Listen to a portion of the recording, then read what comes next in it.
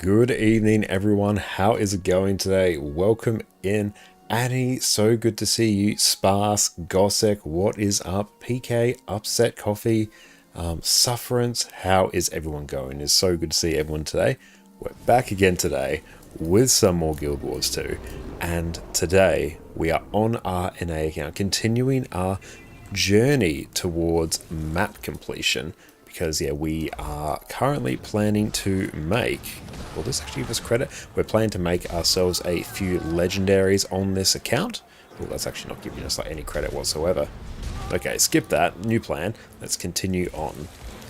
Because we're planning to make a few legendaries over the next coming weeks, and this map completion is one of the things standing in our way. So, let's go make this happen.It's telling us to use conditions.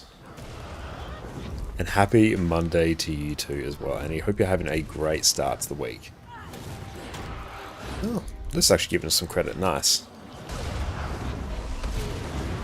That's right. We've got Goomba, Stomping, Power, Vindicator. So this is going to be a very fun map completion. I might actually need to get a Condi set just purely for this harp. That's okay, we can do that. Let's just get out of combat.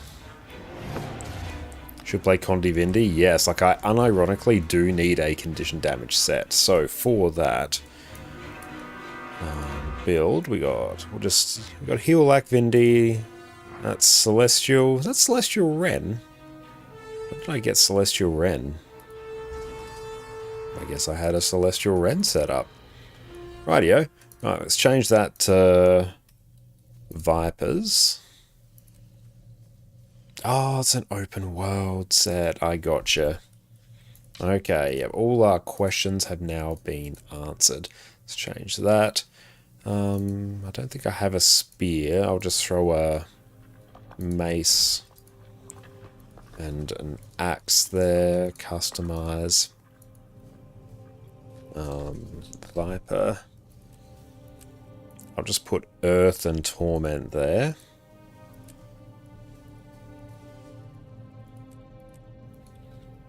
Earth. There we go. Well, the few times we're doing map completion on the Condi class is actually worth it. Torment. Customize, throw Vipers at everything. Customize, we'll do Trapper. No, that's not it. That's Fractal is what we need. Fractal, we got you. Bam, bam, bam. Invocation, we are Vindy. Gonna have to just kill this, gonna be a bit weird. There we go. Okay, stay out of combat if we please. Excellent, okay. Do that. That. Let's actually put Vindy here, even though Ren would be a better shout. Before we even get a trait line.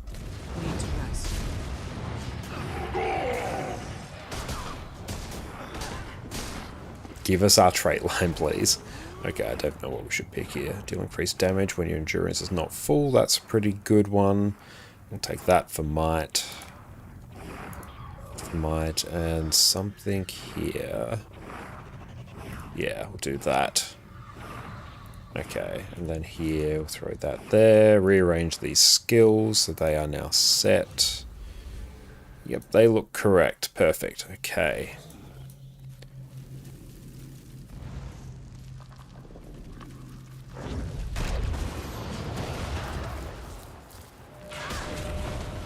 And we are emoed, so we can't dodge.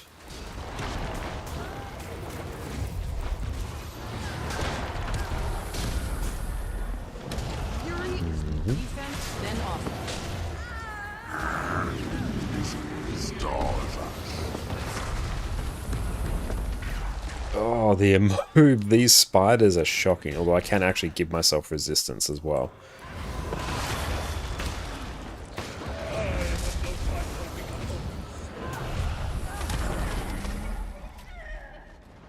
Oh, you're legit going to dust off your Heal Guardian. You're in a mood. Oh, that sounds fantastic. I have not played Heal Guardian in quite some time. Are you thinking of rocking Firebrand, or are you going the Willbender route? Oh, I've got to actually... No, Core Morale. I actually need to do this heart. Not heart, this event.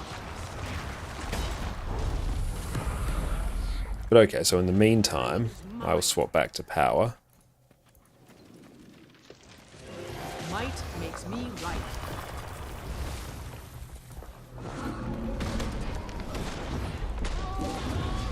So I've got to destroy the Thorn Pods. I think there's one there. Oh, here we go. They've done Willbender. Remember, Firebrand's great for tanking, but little low on the CC, you think? I think it has, like, okay CC. I mean, especially if you bring Sanctuary. Sanctuary, you just have absolute god tier CC. I think Willbender is like an okay healer. It's received a few buffs that sort of bring it to the point where it somewhat makes sense. I still think Firebrand's the better healer, though. You just have so many tools available to you. Especially with all your tomes as well.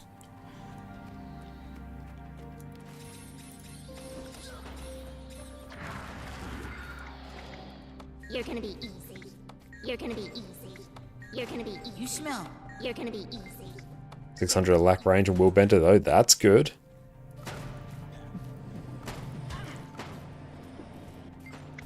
You're gonna be easy. You got something? You're gonna be easy.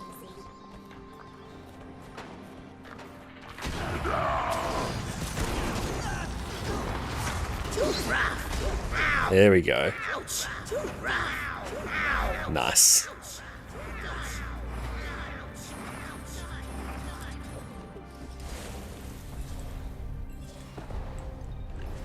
There you go. That's a good thing about using conditions against some mobs there. Even though they turn friendly, because the conditions don't get removed, so they still actually count as dying. So you actually still get heart progress for them. Let's go through there.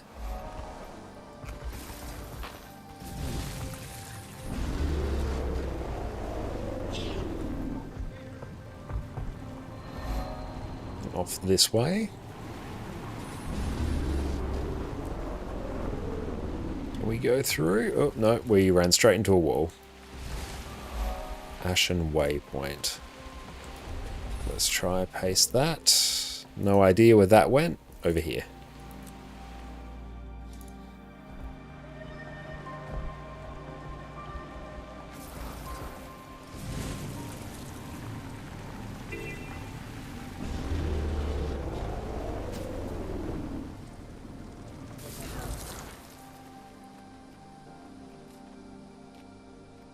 Special route by 50.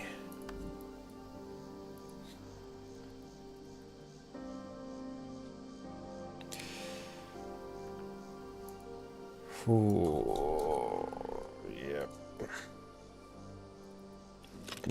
We're not going to think about how much gold that cost us. The answer is apparently yes. Yes, that did cost us more gold than we would otherwise like.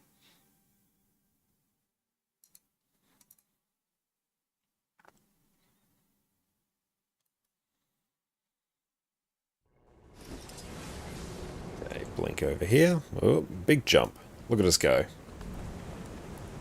Doing 50 of those. Also going to go and grab some of our deeply discounted keys. Get ourselves 30 of those. And yoink our way out. After this heart, world versus world, we've got to figure out exactly how many of those we need. Thanks. Done. This will really... Okay. We need another 11 things. Another testimonies of heroics for Central Tyria. Because we consume them too quickly, so it actually doesn't give us all of them.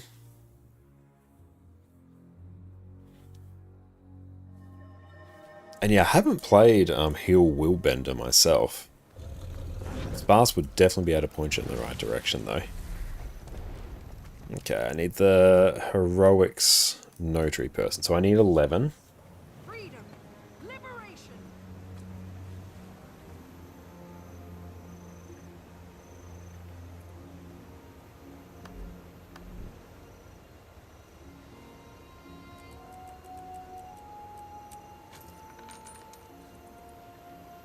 Mm-hmm. 2, 4, 5.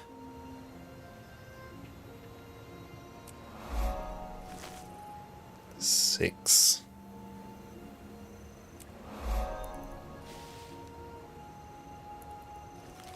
Yeah, as long as we don't go too quick.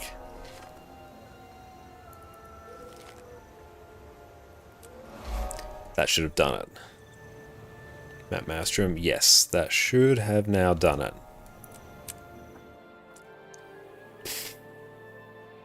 6 of 7, why? Why do you not do that?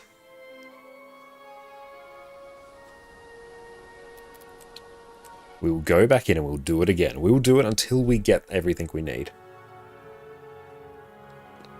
That's nonsense right there. Can't even mount because I don't have mount unlocked on this character. It's alright. We have everything we need on our skills. Okay, we'll go again. Now it should have done it. Now we should be good. Basically, for Alack on Bender, have the Alack trait, have weapon symbol trait, use F2 and both weapon symbols on target. Symbols do damage ticks, and every damage tick during F2 duration gives Alack. Good to know.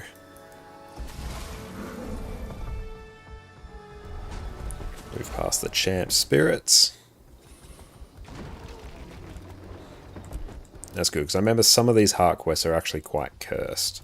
Oh yeah, no, I remember this heart. If you go and just try and kill Risen, it actually takes ages to do.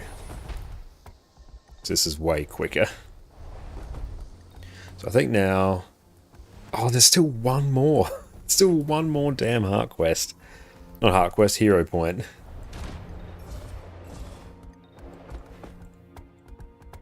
Don't know why it doesn't do it. Can we just turn in things here? May Grent shield you. Nah. Oh, TP supplies 20.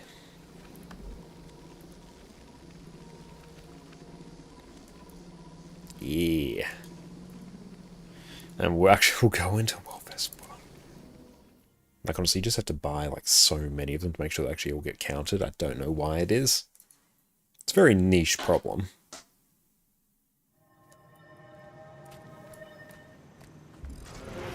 Oh, I like that that has ammo charges.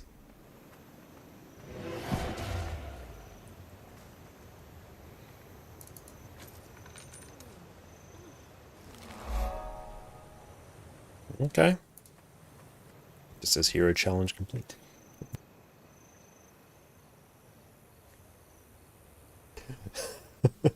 Jess just took a picture of Addie on the lounge. She's been hard at work here. And if we can get that to show right there. You can see Addie right there. She's rugged up. She's got her ducky. She is all good. That's so cute.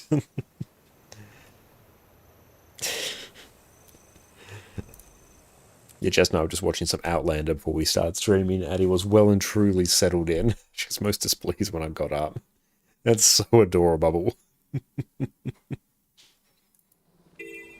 Okay, so let's turn... Done. But I'm very keen to try our double staff Condi Mirage as well. It's sparse. You check the logs. It seems like empowered small wall works differently whether it's from the main boss or from the embodiment. Good to know, because yeah, I was noticing that, like, sometimes I wouldn't get my boons ripped and everything when I distorted. Other times I'd avoid the damage, but I'd still get my boons ripped.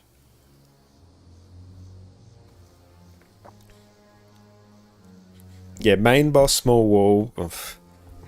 And yeah, was it the... Oh well. We can deal with it. I need to get better at jumping them. Like, I've got the timing down for the... I got the timing down for the despair puddles for the most part. I'm quite happy with those. So I need to work on my timing to jump the wall, but that's just... Once I figure out the timing, it will be the same for me as it is for everyone who doesn't have scuffed ping. I just need to figure out my timing for it. And once I do that, then I'm fine. Yeah, they'll avoid damage and corrupt from embodiment, but the boons could get stolen. Yeah, that sounds about right. And Pokeston, welcome in. Yes, we are doing some map completion right now because we want to craft ourselves a legendary weapon or two on this account, which we can then funnel back to EU and promptly sell to buy our remaining legendary sigils. Jumping is earlier than it seems. You do not jump the wall, but the puddles at the bottom of the wall. Afaro, what is up? It's great to see you. Okay, so I need to jump earlier is what I'm asking.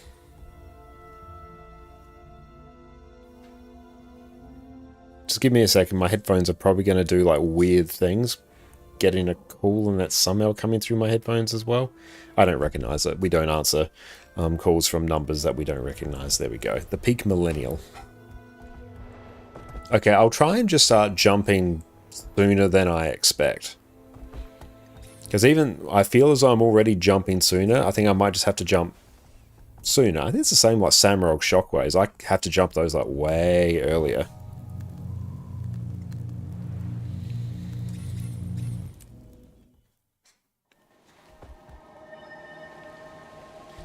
Yes, walls being jumpable still makes no sense. Yeah, you're going through this giant wall of boon corrupting flame. You can just hop over it.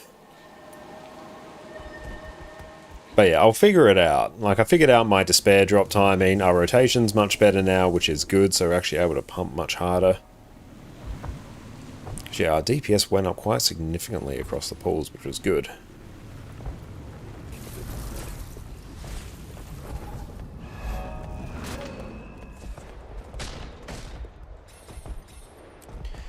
Or honestly, I'll make them dodgeable.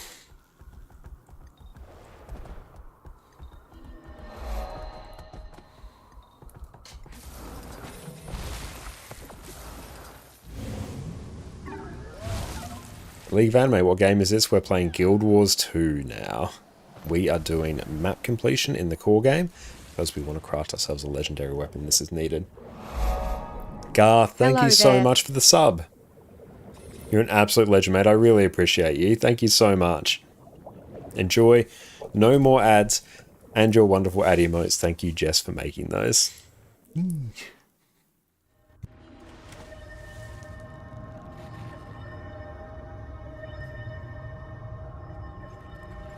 25 months in a row. That is crazy, Garth. You're an absolute legend.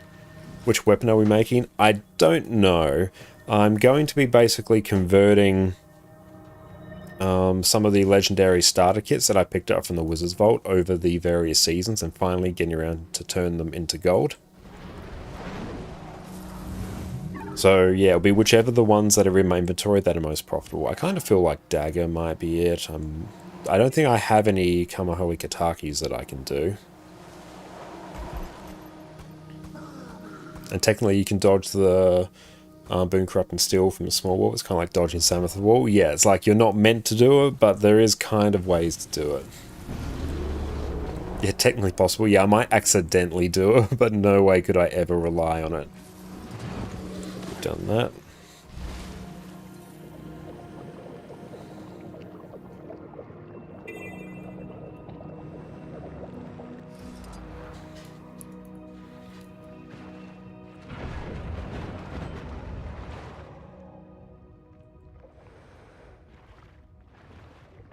And you're enjoying every single one of them. I really appreciate that. That's so kind of you to say, mate.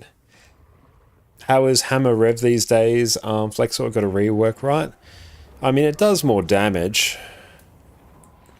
It still feels too slow to use. That's just the issue with it. It's very fun to use in World vs. World, because obviously it works very well when you just blast your Hammer 2 through a zerg of people, but I think for PvE it's not quite there yet. I think you can do like actually okay-ish damage with it. I'll have to actually go and test it on the golem. Like it's, from what I've seen, it's like surprisingly not awful. But surprisingly not awful is not really what you want. At least when it comes to damage. It's my turn. Adrian, welcome in playing Guild Wars 2. Yeah, it's too slow in PvE. Yeah, I think honestly, the damage on some of its skills just needs to be increased even more, and its cast time needs to be halved. Then it would actually kind of feel fine to use. Yeah, short bow feels better. Short bow feels like an amazing weapon to use. Even if it's not a power build, it feels good. Like, yeah, honestly, I'd much rather run power short bow rather than power hammer.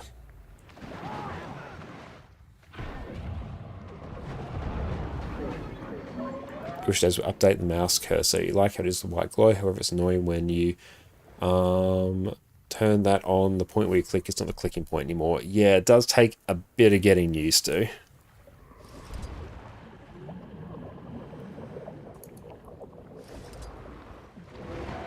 Oh, come here. Daily blood in the water, nice. Let's go deal with this here.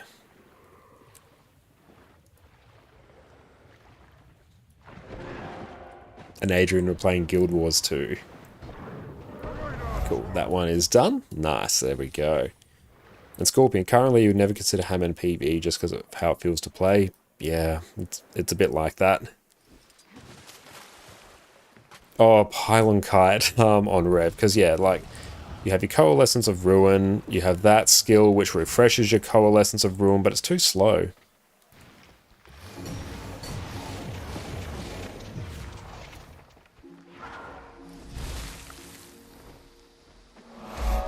And Leaf, thank you for the follow, mate. So we've done that there.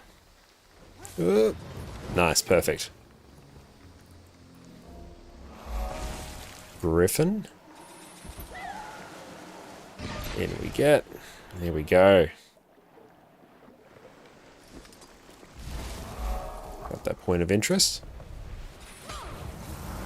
Which modules are you using lately with Blish? You know, I made a video about it. It's getting pretty old. They're still the same ones. Currently, in terms of modules from Blish, I'm not using the Mounts and More module anymore. I'm using the radial menus from Nexus. Although, honestly, I kind of just use my number pad for my mounts nowadays. I've sort of gotten used to that. Use the pathing because, of course, the pathing is just God tier. The event table as well. Because, yeah, that's just very nice for me to see at a glance.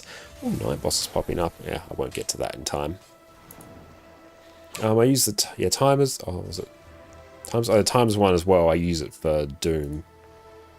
And the Nexus Shim. So my Bliss HUD setup is actually very, very minimal right now. It's also because I set up a new profile on my computer and had to reset up Bliss. So I haven't got around to adding any more things. And we're using Lady Ellis's guides for map completion here. Cool, so let's just turn in more of these. You're most welcome.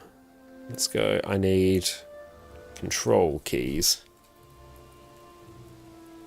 Oh yeah, we turned in like 20 of these. Hang on, where's the thing? Oh no, did it say 20? Let's find out together.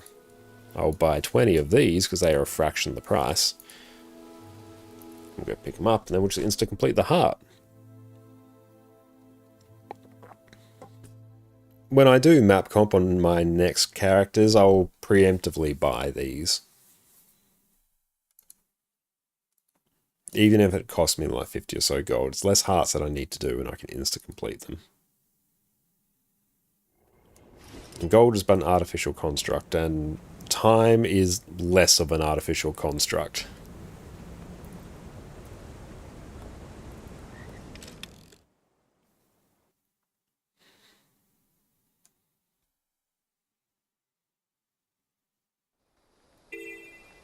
Turn them in. Yay! Alright. So we've done that. Let's just continue down this way.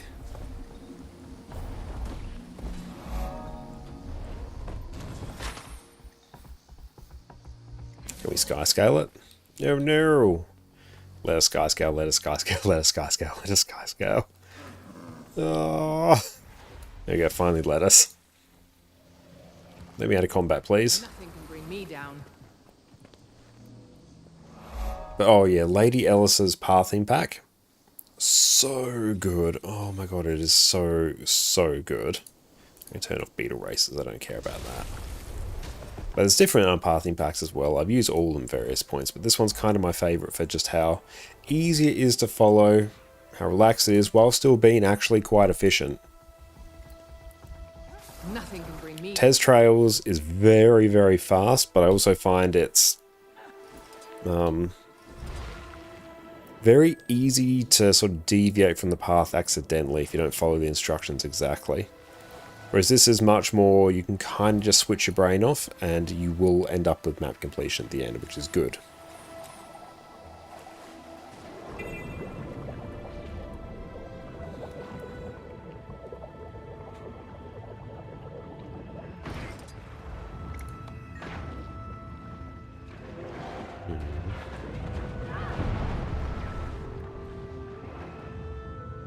And yeah, when it comes to some of the modules, you will have to, you know, tune them so they don't show everything. What's also very handy, I'll showcase it in a moment, that makes this an absolute godsend. See here, you can, is that going? Yeah, you can control click on these to basically turn, so if I'll literally just turn everything on. Oh no, look at all the things getting turned on. We're very unhappy about it. Oh, thank you so much for that water.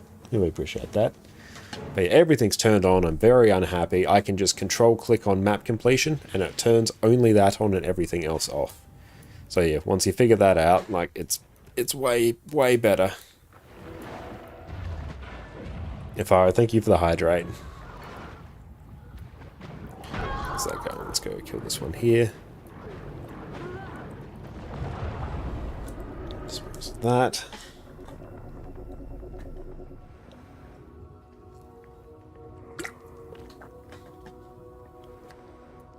Yeah, that one, I only found that one out like somewhat recently, but yeah, that makes life so much better.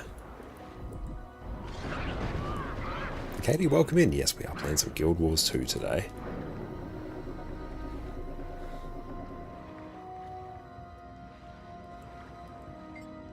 Shake it.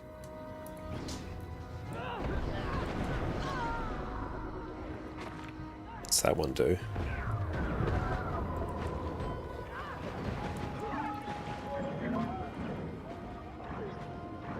Can we kill that thing? Hello?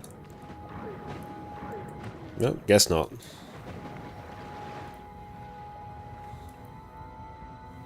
But yeah, not having to untick every single thing, just check the one you want and that's all that will show.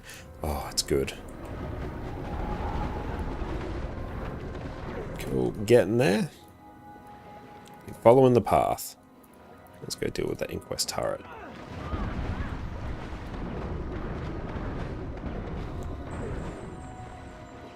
Managing for a fight. I don't know who or what increases productivity. I will atomize it out of existence. There's a group event there. I do not want to do the group event, so I do not have a celestial set currently going. Cool, that's better.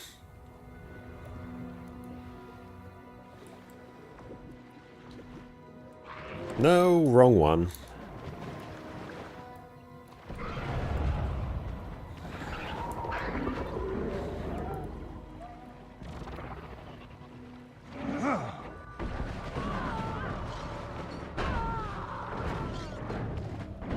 What's that one do? But cool, we're done. Follow the path. I like this pathing pack because it gives you an actual path to follow to complete the hearts as well. It's not just like, oh, just do things in the area, then find your way back to the path. It actually gives you something to follow, which is very nice. Yeah, I've already got that one by the looks of it. Let's go out here. So it's probably going to direct us back to Old Sledge.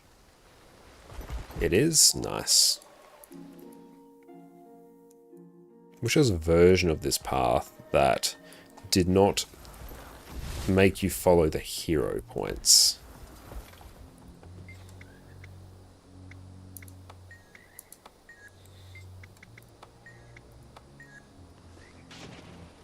Can I not? Oh, I've done the heart. Okay. Great. That is good. Must have been here on this character at some point.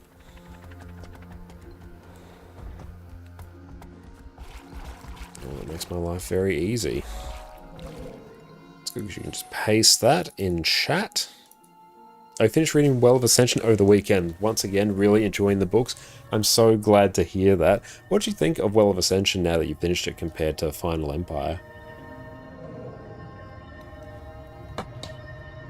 Yeah, I personally think Well of Ascension might be my least favourite of the original Mistborn trilogy. I'd probably go 2, then 3, then 1, I think. Doesn't mean it's bad by any stretch. I still really, really like 2.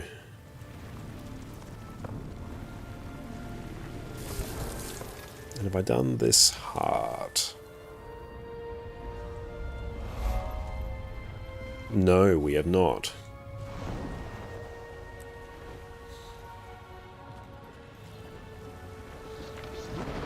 I think this map is definitely one that can be streamlined by just pre-buying a bunch of stuff by looks. Yep, looks like it. That's fine. Fine by me. TP 20 volcanic earth elemental cores.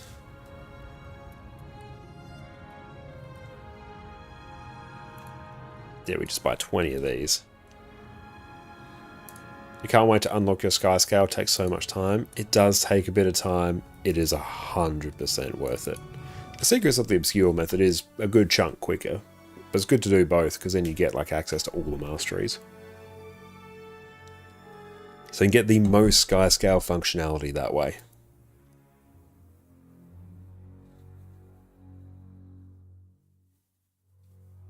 Oh, you're doing Soto? Nice. Yeah, it's good. That way is definitely much quicker than Living World Season 4.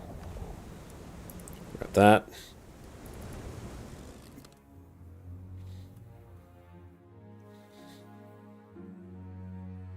Yeah, definitely a bit of a drop from Final Empire, but it feels like it's more of a setup for the rest. I definitely think so. It's done. I've heard Season 4 was pretty cancer compared to Soto. It's longer. It's a lot easier now that you have the Season of the Dragons achievements for Living World episodes. So you basically do those achievements, you get a full stack of the map currency. Because one of the big farms for Living World Season 4 Sky Scale was getting all of the map currencies you needed. Now that that is drastically cut down, it's actually a lot quicker now than what it was. Still definitely longer though. I've done Living World Season 4 Sky Scale 3 times on various accounts, so I understand the pain. Let's go down there. And yeah, on this account I did Secrets of the Obscure first, and then I went back and did Living World Season 4 because I was working towards Vision as well. And it definitely was not as long as the original time when I did it on my NA account.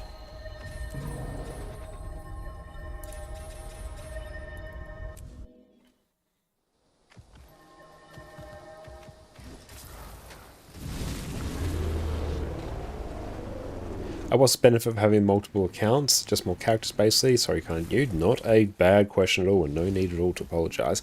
The main reason I got the other account was so I could play with people on EU, and now that's where I spend the vast majority of my time. So being able to play across different regions is fantastic, but also you can get a lot more value from them as well by just doing some of the Wizard's Vault stuff. The very first weekly you do as part of the Wizard's Vault season, it's worth about 160 gold if you buy the Mystic coins and as much gold as you possibly can. So you can get like a lot of gold for a very small time investment. And I also have like other accounts as well, and that was back before they updated the login reward system, because it used to just be you literally log in to your account each day, and by the end of the month you get about 50 to 70 gold worth of materials. So you get a bunch of accounts doing that, especially if you get them really, really cheap. Then yeah, it actually just becomes a bit of an infinite gold generator. Whereas now you actually have to play the game, so that doesn't quite work as much. Insane value from the Wizard's Vault though. And yeah, honestly, one thing as well, like even just going through and doing the new account progression, you know, as a experienced or veteran player, just going back and sort of seeing how quick you can do it. It's a fun experience. Because all the things that you pick up. Where's that going? Yeah, all the different tricks you pick up for it really speed it up.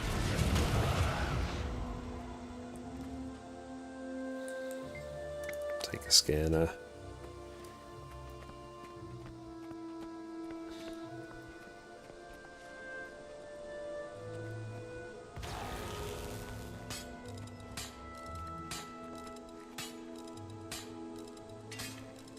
Doesn't that mean you don't? You'll need to rebuy the expansions again, or you don't have to do that? Yeah, you'd still need to buy the expansions again. That's if you want to actually play them. But yeah, when it came to when it comes to like login rewards, you don't really need to. Like you could just get the sort of Heart of Thorns, Path of Fire combo when it's on sale, and it's like really, really cheap. But yeah, if you want to get the most value, you have to buy the expansions again. So I have 2 accounts that I do like buy the expansions on. Might makes me right. Nothing can bring me down.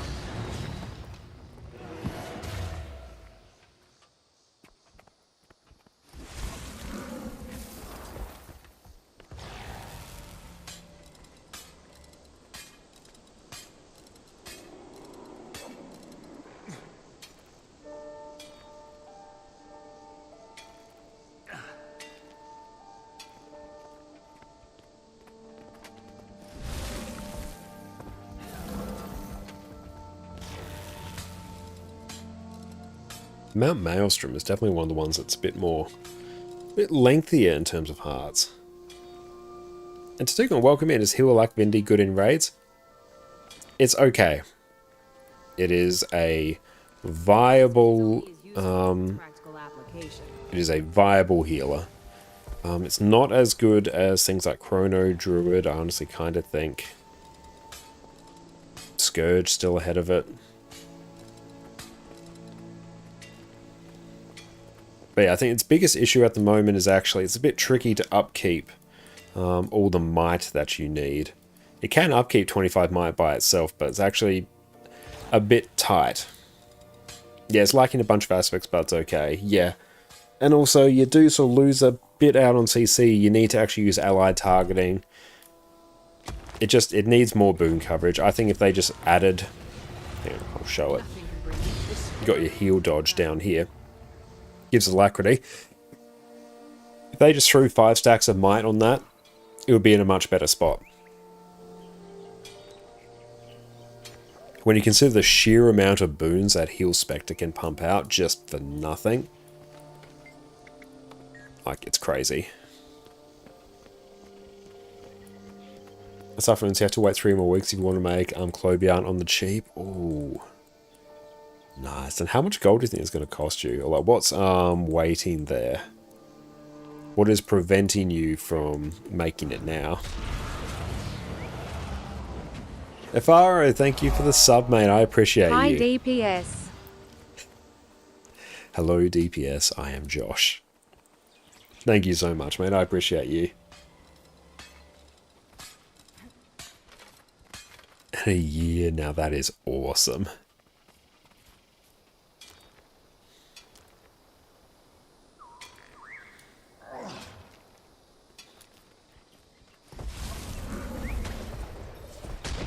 Bono, welcome in. You're doing NA raids today? Not today, unfortunately. No, that will be on Wednesday. Hypnos, thank you so much for the sub. No see. Took a long break, but considering coming back. How's it going? Thank you so much for the sub. I really appreciate that. It's going very, very well, and yes, you should come back. And thank you for kicking off a hype train as well. You're all absolute legends. But yeah, today we are focusing on some NA map completion. Where does this actually want us to go here? Criterion waypoint again. There we go. Nice. How are you going, bow and arrow? It's great to see you.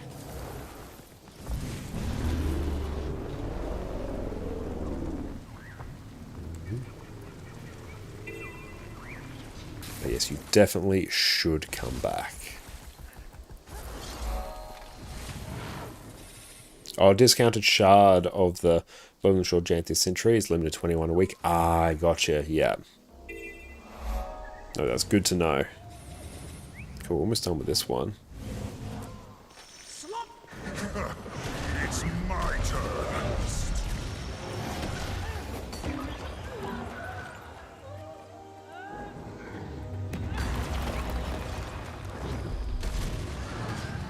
Do you have a daily routine for gold? You've been doing dailies, leeching a full home, farming guild hall, doing daily fractals, daily ecto refinement. Is there something you would recommend? Honestly, that's a really good daily routine. And most of my gold nowadays really comes from raiding and doing the Wizard's Vault stuff across at least 2 accounts. That's really where sort of the bulk of my gold will come from. Fractals are just fantastic in terms of gold as well. So like that's just a wonderful thing for you to do. But yeah, maybe throw in like some daily strikes in there as well. They can be worth quite a bit of gold, especially because you can convert some of the currencies from that into things like Mystic Coins and Mystic Clovers. That's very handy. If you have some spare characters, parking them at some useful chests or farming locations like for Flax or the Bureau Marches, big Eternal Ice chest, that's super helpful to do as well. But no, like it sounds like you got a really good routine going. So yeah, it really just sort of depends as well on how much time you have to play.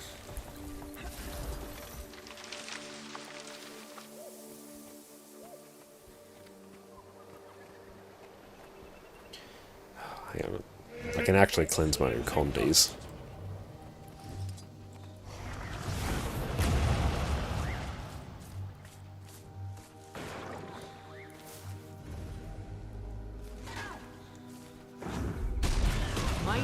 There we go. Nice. Spirit Shard, nice. Dark Isaac, welcome in. What class would you recommend for you? You're not a sweaty gamer between Guardian and Necro. You like the healer and damage type of gameplay. Well, both of them are fantastic. Well, there's fantastic builds for both to be healers versus, and various like damage dealing builds as well. Necromancer's best heal build is going to be Heal Scourge. I mean, there's like a DPS Reaper, there's DPS Scourge, there's DPS Harbinger, so you're good on that front. Same with Guardian, you've got DPS Firebrand, you've got DPS Willbender, you've got DPS Dragon Hunter. I'd say Guardian has more decent heal builds. Heal Firebrand is great, and Heal Willbender is pretty good as well. Whereas I think, yeah, there's a Heal Harbinger build floating around, but I don't think it's quite where it needs to be yet. So I think Guardian's going to be the stronger of those two, given what you've said. I want to start strike missions, but never find pies for training when you're looking. When it comes to strike missions, especially the Icebrood Saga strike missions, you'll see people advertising for IBS 5. Don't worry about training. Not at all required. You can straight up just walk in there having never seen them before, and you'll be fine. Only thing you need to remember is Bone Skinner. When he raises his arm, puddles appear on the ground, step to the left, just stack on the group, and that's it. You'll learn it quite quickly. And on Whisperer Jawmag, when chains pop up, they do it periodically. Don't stand in the boss hitbox or you'll very quickly die. That's it. It's very chill.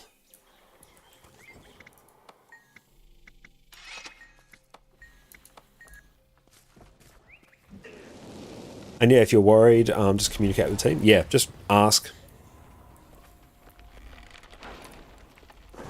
Especially in strikes, people are not going to be expecting, absolute wonders from you.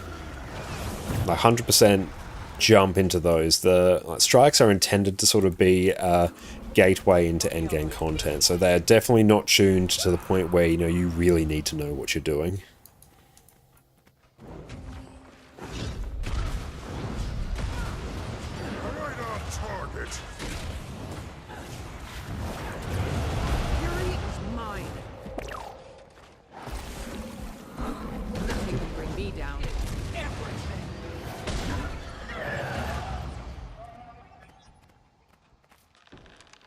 But if you see a group up on the LFG right now, just get in it.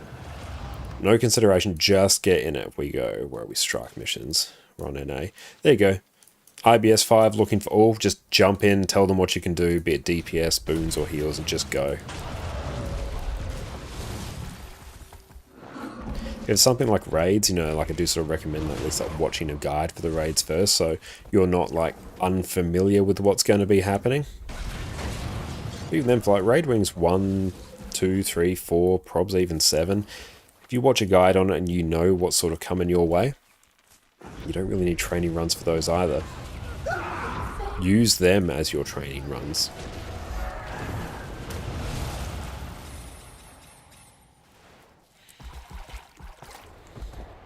That heart is now done. Grab that.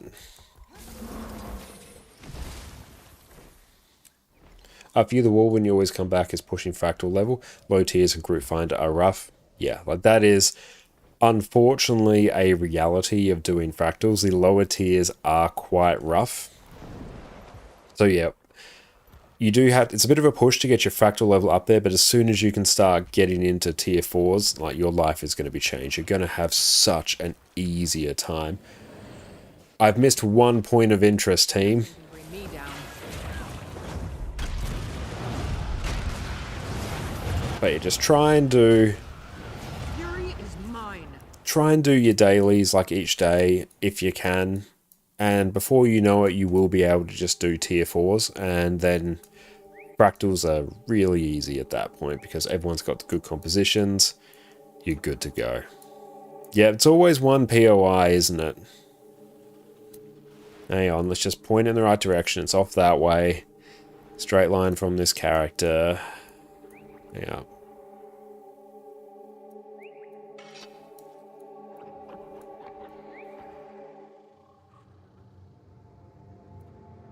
Ah, it's right there.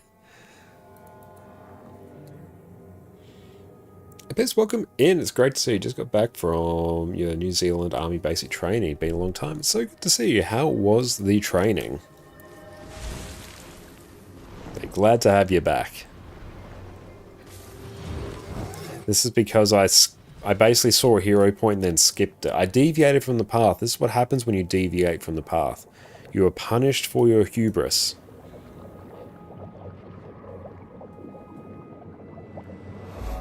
There we go. Key! Oh, no key. Very sad. That's alright. Next map. I will go Timberland Falls. Yeah, it doesn't really matter. It's all completely arbitrary. Let's go. This one. Probs? Yeah. Not bad, actually. More bads than goods, though. But oh well. It's the army. Well done. It's great to have you back. Where does this one want to start? Wants to start out there. It's fascinating. Beautiful now. Now is a good point for us to take a quick break to go stretch our legs, so we're going to be back in a few minutes. Enjoy a video in the meantime. There we go. We can speak. Reaper enjoys around the world rejoice. After years of languishing on the outskirts of PvE content, getting laughed at by classes with their 40k DPS benchmarks, watching in horror at every set of patch notes as your axe just received another 5% damage buff, ArenaNet has finally graced us with the buffs we've been crying out for years. Now, raid bosses will battle a class 11 years in the making. Power Reaper has awoken. Welcome back, everyone. As of the last balance patch, Reaper got some massive buffs to its overall damage, and has returned from its Heart of Thorns glory days. Not only that, the Reaper Shroud 3 skill, Infusing Terror, has had its damage reduction increase from 20% all the way to 66%. This means you can stay in Reaper Shroud for longer, spin to win for big old numbers, and are more survivable than ever. All these buffs get stacked on top of Reaper's already easy to learn rotation, its hard hitting skills that feel super fun to land, and all the Lord of Death roleplay you can muster, which turns this into one of the most fun DPS builds Guild Wars 2 has to offer. It's a good time to be a Necro enjoyer, friends. Let's jump in to the premier power damage Necro spec. When you equip Reaper, your Death Shroud will be replaced by Reaper Shroud. Here, your Shroud skills get replaced by far more aggressive AoE skills. You can also get your cosplay on with the very edgelord Scythe while in Shroud. An important note, your Reaper Shroud is a big piece of the damage puzzle for you, so you'll want to avoid as much damage as possible while in there to protect your life force. More life force means more damage. Your Reaper Shroud auto attack will cleave through enemies and grant you life force on the third strike. Due to one of your Reaper traits, the last hit will also recharge your Shroud skills. Death Charge will catapult you forward, attack 9 times, and blind your enemies. This skill will be the largest overall contributor to overall damage. Infusing Terror will grant you stability and a huge 66% damage reduction for 6 seconds. You can also reactivate this skill to fear enemies around you. Always try to activate this when you're in Shroud, just for the 66% damage reduction. This will protect your life force and let you jump into Shroud more often. Soul Spiral is one of the most fun skills on Reaper. You'll spin to win, attack 12 times, and inflict poison. You'll be wanting to use this every time you enter Shroud. Executioner's Scythe will deal a huge strike of damage and stun your target. It will also deal more damage the lower your target's health. For this reason, we'll want to be using this when our target is below 25% health for some huge punts of damage. For our weapons, we'll be taking Greatsword and Staff. On Greatsword, your auto attack chain will regenerate life force, and on the third strike, will inflict chill and completely recharge your Greatsword 2 skill, Gravedigger.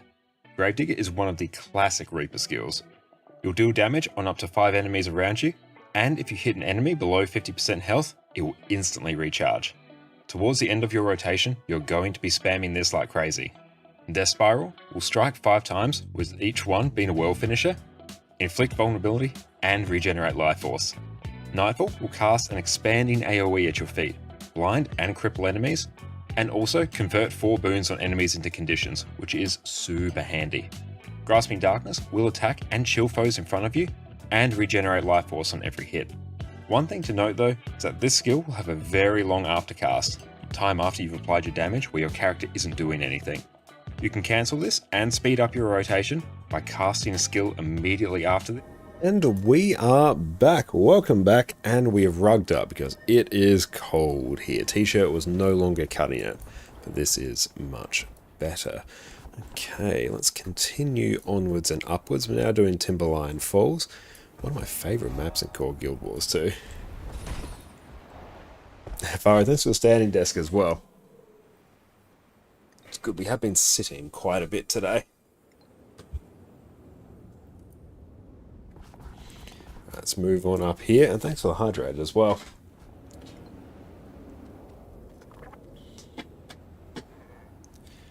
It's good. I think like sometime over the next maybe week or two, I might swap the graphics cards over between Jess and mine's computer. So the one that's, or Jess's PC might get the NVIDIA 4060 Ti for the actual stream encoding.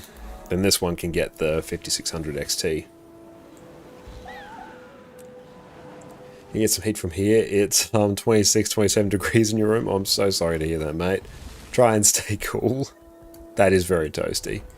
Can you also play hybrid healer and DPS? Yeah, you can. There's like celestial healer builds that do, you know, decent damage and also healing. They're there. When it comes to like endgame group content though, it's usually the more experienced groups or like dedicated statics that might actually run those. Your general pug groups will usually make it so the healer is much more of a dedicated healer.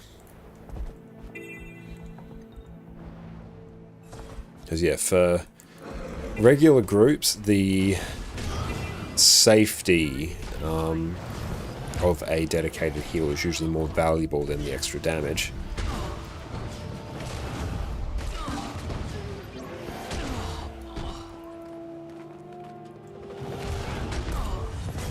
Yeah, you can do it, but it's just going to make things more risky. And if you do like wipe at any point, then yeah, any time you would have gained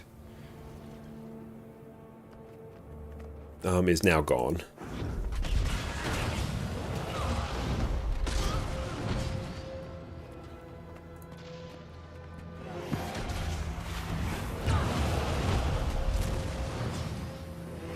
So yeah, if you go on Snow Crows, there are straight up like celestial healer builds there. I have never seen anyone run them in pug groups, or if they do, it usually doesn't go particularly well. The static groups and very experienced groups, yeah, absolutely.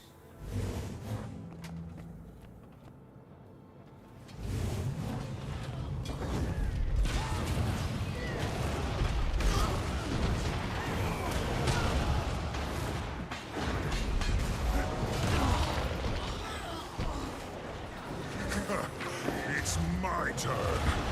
It's so funny how you jump up and down like that. I love this about Vindicator. Especially in open world, the dodge is just insanely satisfying. There we go, that's complete.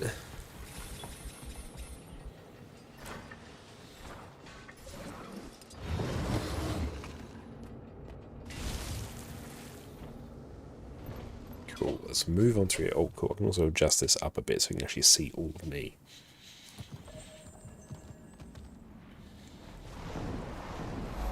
No culture is paranoid, nor is isolationist.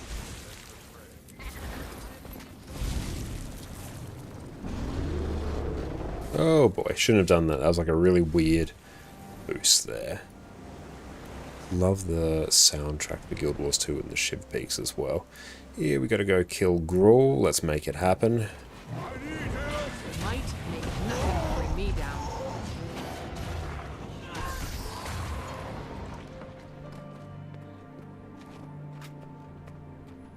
And cool, let's just go in here, grab that. What kind of attack is that with that jump? What class and spec? We are playing Power Vindicator right now. Vindicator. There we go. I've got a guide on it right there. But yeah, when you become a Vindicator, your dodge gets replaced with one of three. One that just does a bunch of damage. One that will give you various boons. Jump. Cool. Yo. Hey, Topher, thank you so much for the raid. Welcome, welcome in, Raiders. My name is Connor, or ConnorConCarne. You can also check me out on my YouTube channel there, where we do all sorts of different Guild Wars 2 guides. What is up? Everyone, go check out the wonderful Topher Deadeye over on their Twitch channel. What is up? Hope you're having a great day. Right now, we're doing some map completion in Corteria on NA, rocking some Power Vindicator, and having a very good time with it. And we've got Sigil of Stamina, so our endurance refreshes after we kill an enemy. So especially in Corteria, the amount of dodges you get, oh, it's good times, good times. But yeah, you either get a pure damage dealing dodge, which is what I'm rocking now, or there is a boon supplying dodge, which will give you might and protection, and there's a Healy dodge as well, but for obvious reasons, we're not using the Healy dodge. How goes the map comp? It's going very, very well. We just finished off Mount Maelstrom today, and we are at it's sort of second map comp stream with this one. We're at 69%, nice. But yeah, when we started, we're on about 40-ish%. We bought all the hero points from World vs. World, so yeah, that sped this up drastically. Oh, yeah, this is very, very fun. I wonder if exclamation mark build works. Let's try it. Give it a minute. Might work, might not. It's always a bit of a coin flip.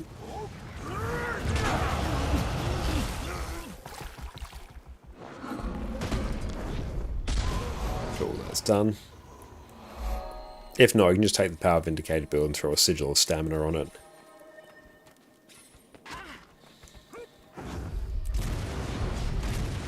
That's how I do it.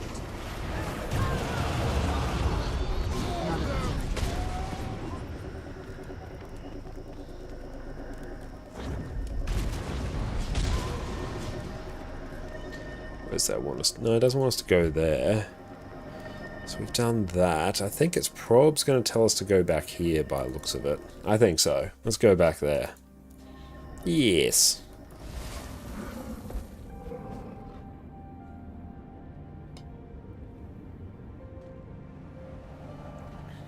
And thank you so much for all your lurks, Topher. I really appreciate it. And sorry to hear the social battery is running a bit low, but I appreciate you nonetheless. Like all those who lurk, chill out, just watch from the background. I massively appreciate you all. Thank you so much.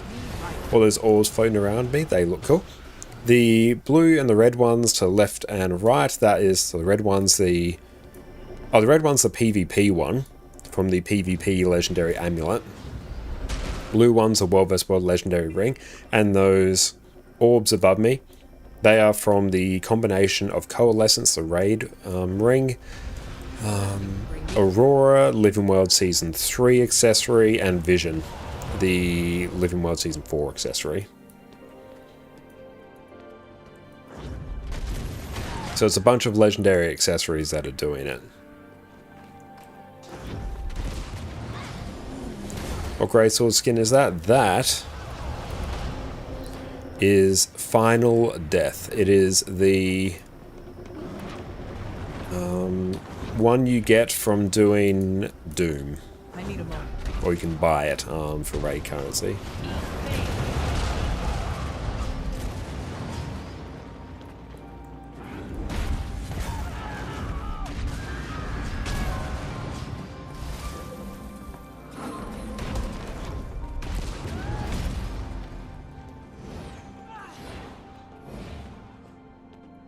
Yeah, and I'm looking forward to seeing what Rev gets as well with this new X pack.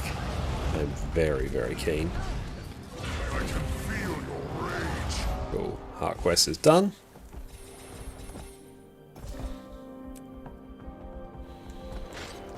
That's all done. We don't need to follow the yellow line anymore. We can simply continue. Oh, no, we have to go down here. Nothing can bring me down.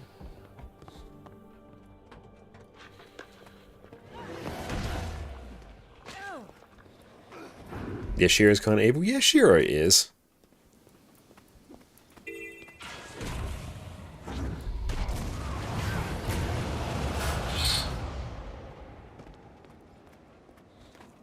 Where is that path taking us? Alright, let's just follow it.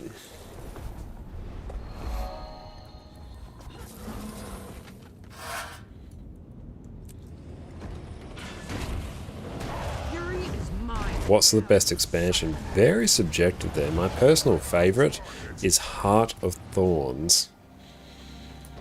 Like Heart of Thorns, it has like some of the best maps in Guild Wars 2. Auric Basin is still my favourite map in all of Guild Wars 2. The elite specializations that come with it are absolutely amazing, very well designed. Introduce raids to the game. It's the first expansion ever in Guild Wars 2, so we transition from core Guild Wars 2 to the era of expansion, so it's hugely significant on that front, and the meta events are still done daily to this day. It's fantastic. And so if you hate to raid and run, but it's more than 2 hours past your normal ending time, that's all good. I totally understand that. I'm often in the same boat. I keep you tapped up and lurking, though. I really appreciate the lurk, but yeah, enjoy your dinner. Thank you so much for the raid. I really appreciate you, and you take care, mate. Thank you. Cool, so we've done that. I actually enjoy map completion somewhat, especially when we have everyone here to keep us company, so thank you all so much. Okay, this one here is a bit specific in how it gets done. Okay. Ah, fallen off.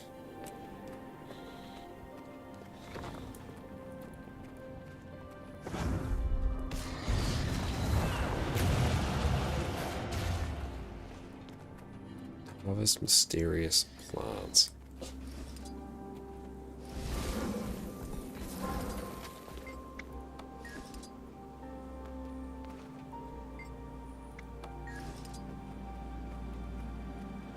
Map day keeps the burnout away. Yeah, that's honestly a really good way to do it.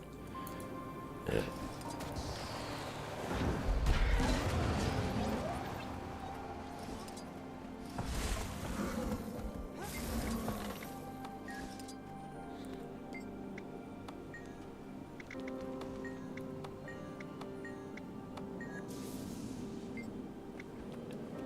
Let's kill Crate. Might makes me right.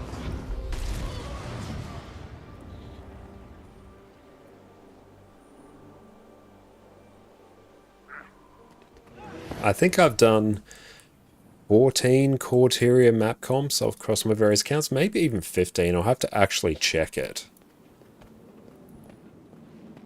I can feel your rage.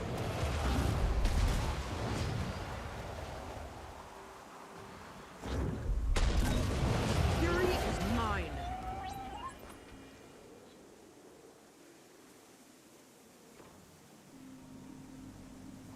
Now back onto the path. It's out this way.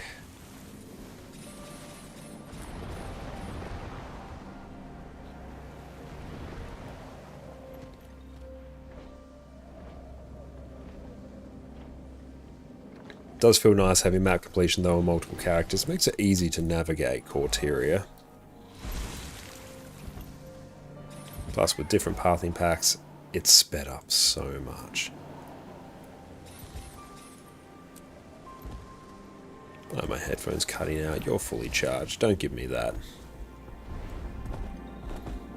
Granted, you are like 8 years old, but still.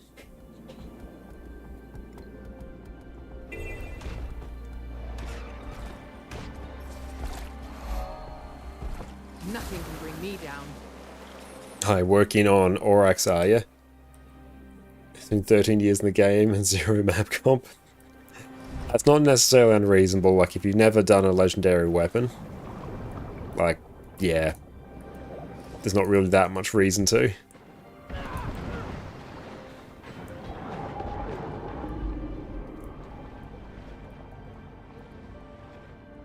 Might makes me right.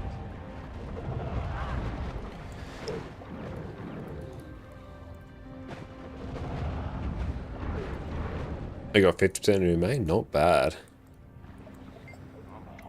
How do people sell their map completion? What they do is they will obviously do map completion, Mine.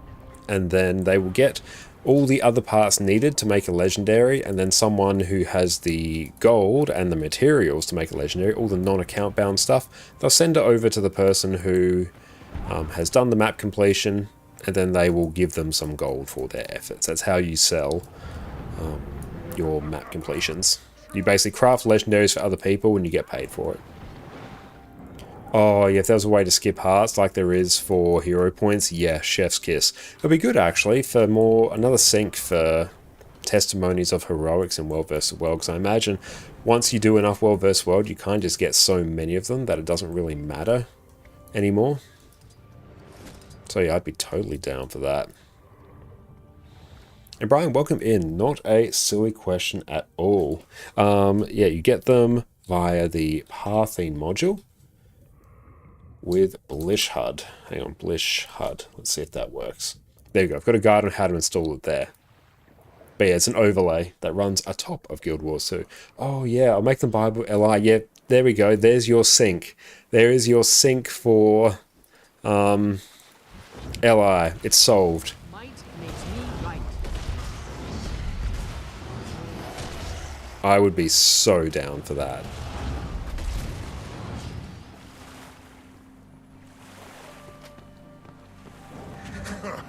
It's my turn. I can feel your rage.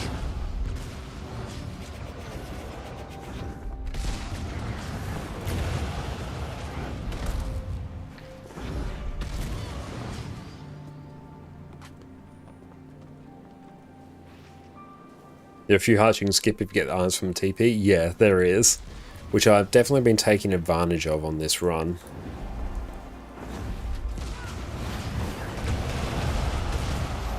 Cool, that's done.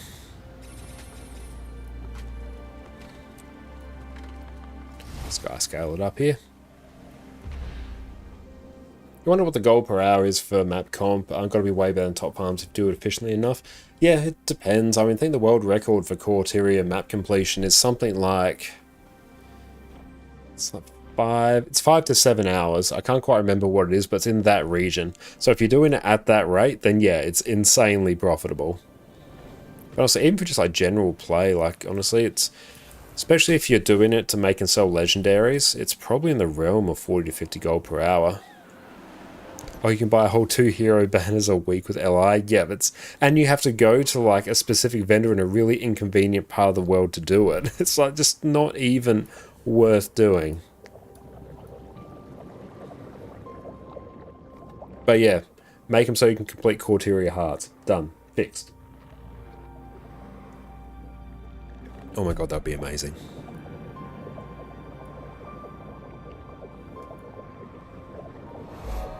Then imagine what the world record for map comp would be. Oh, you can also go to Glenna at the Wing Out Camp. Oh, I didn't know that.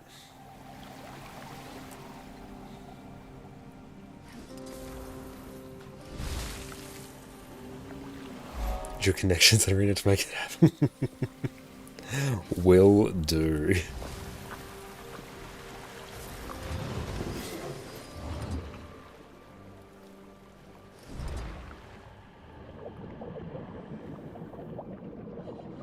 Let's keep moving on through there. That's a fun effect.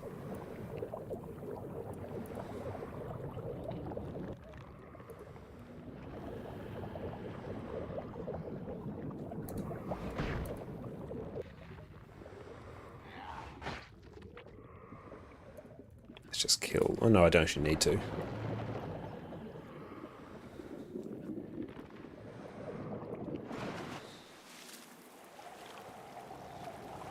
Oh, your personal record is like 11 to 12 hours. That's solid. Hell yeah. Don't know how they do it in 6. Incredibly just optimized. Like optimized builds. I think they use Thief for that. They have like literally all the gear ready as they go. They probably buy all the hero points on World versus World. But yeah, it's really impressive what they can do.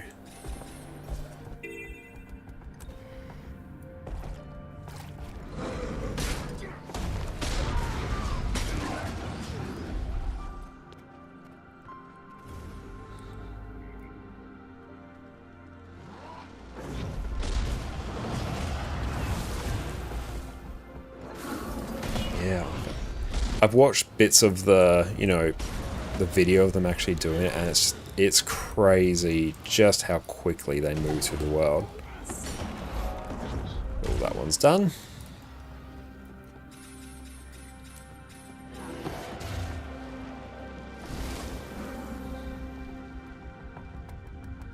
Skip through run once was really funny. That Deadeye's Mark just kills everything. Oh, it really would.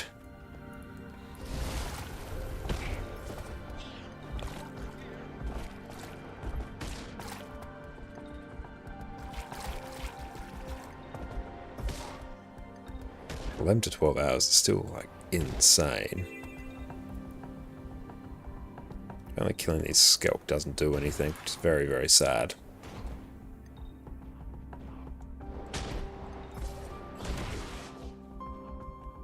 And we've done that, but we're going to go in anyway. Just in case it's a POI. I don't think there is here. What's that?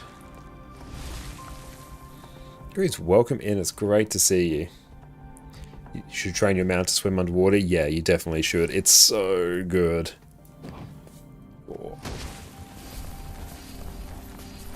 We can just keep dashing through.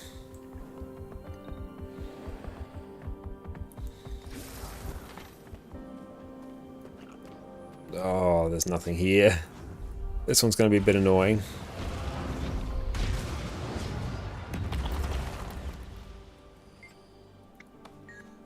What's the event up?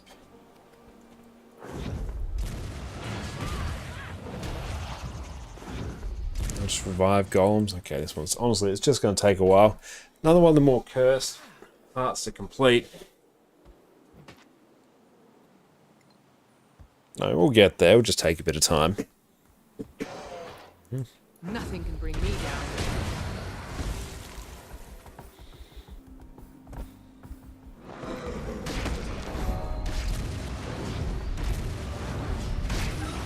Cool, I actually did a bit.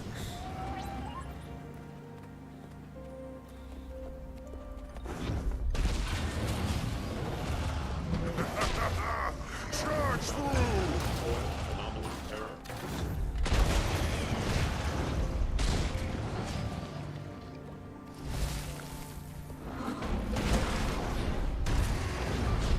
I don't think I'll add underwater raid. It'll be quite funny. Not enough energy.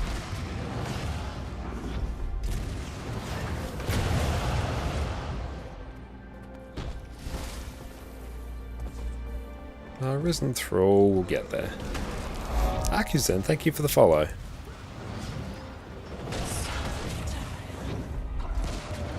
Oh good, we've actually got the event going now. That's great.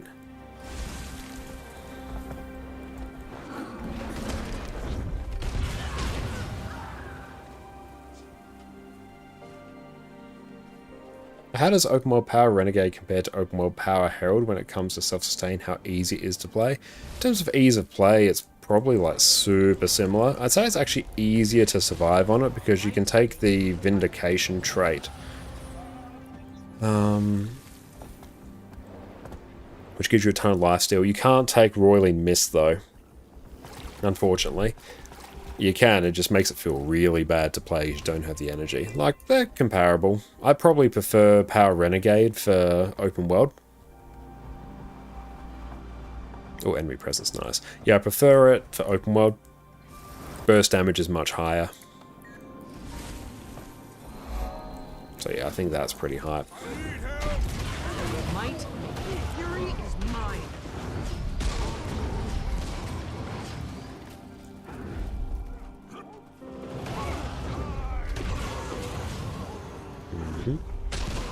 Cool, that's done.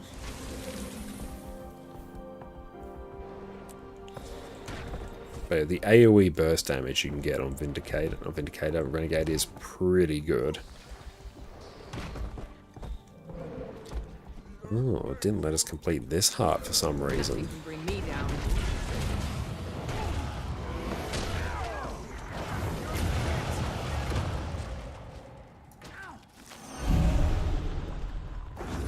Easy perma quickness though, that is very nice.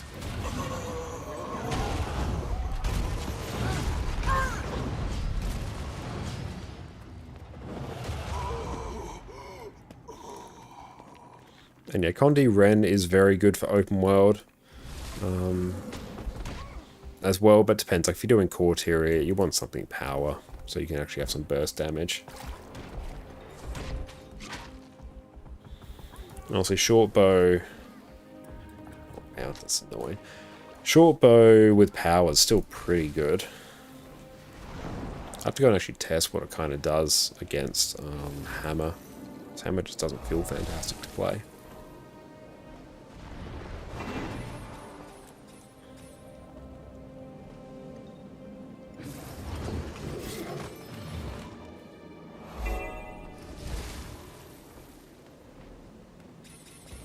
Oh, I've got to go follow the heart? Where's that telling me to start from? Not there yet.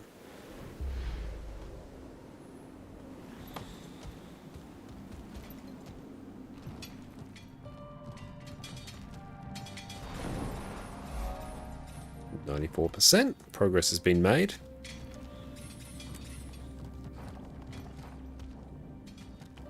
Alright, where's it telling us to go?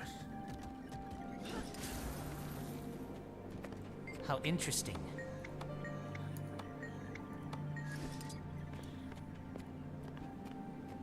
A pistol to spray spider eggs and kill spiders.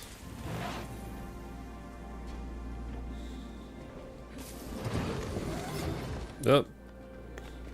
No, this is fine.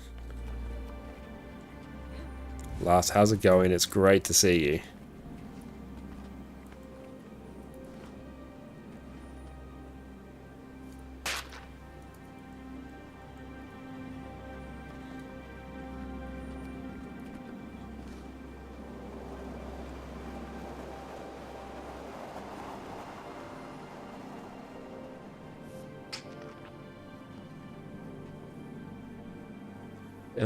If your might is just sometimes goes down from 25 to let's say 20, does that mean you're a little short on boon duration?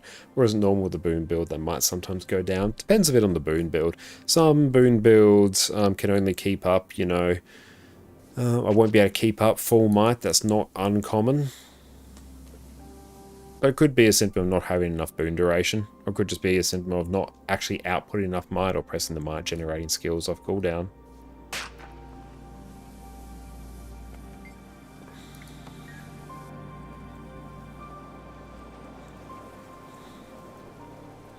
Here I should actually give myself alacrity.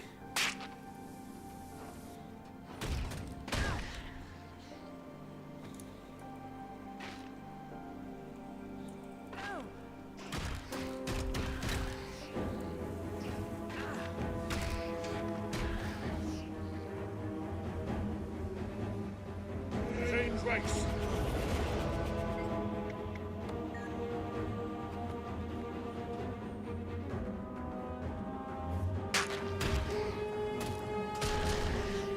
Nice.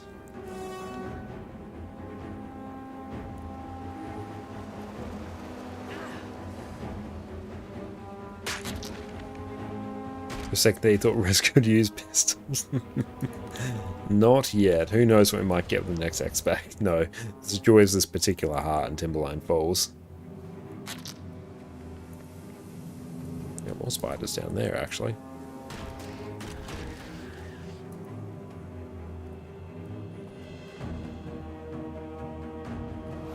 And yeah, like Hammer Rev does feel weird to use. It really does. I'm rocking it now and it feels super weird. I don't love it. Much prefer Shortbow over it.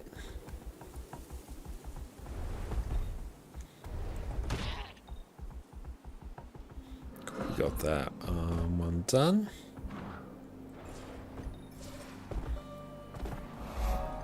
%.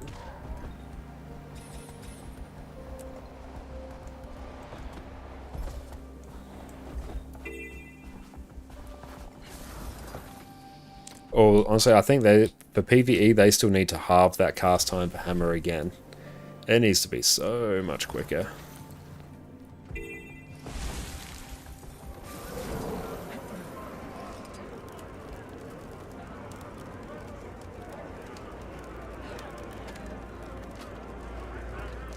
Meat from meat stand.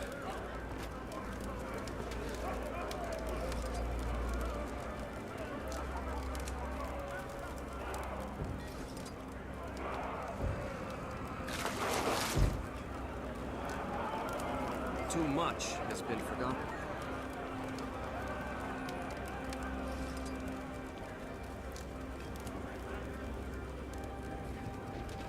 We're looking for someone who's hungry.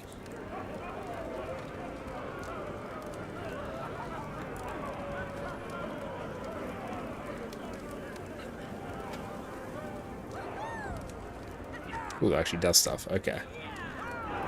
That's what it wants us to do. I never actually knew that.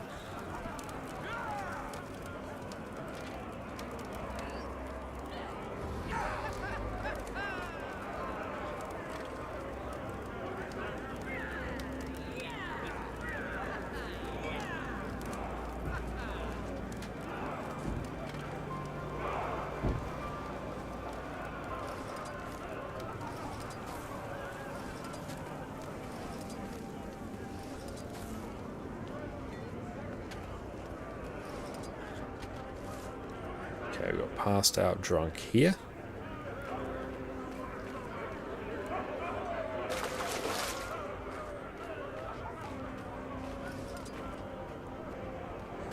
Almost done. Oh, cool. Map comp is done there. No key. Very sad. Alright. So we have Lorna's Pass is next.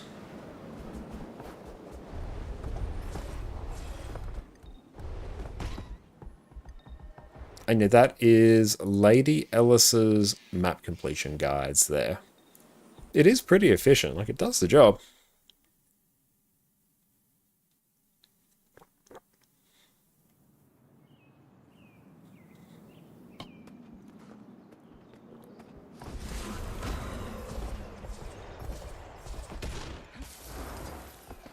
Oh no, I got myself in combat.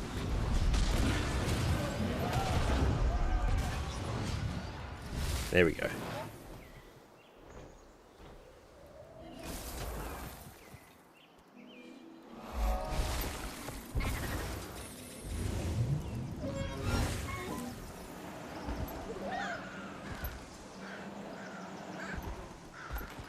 Majax's hunting is 3 days of boredom, followed by 5 minutes. Here I just gotta kill a ton of Jotun.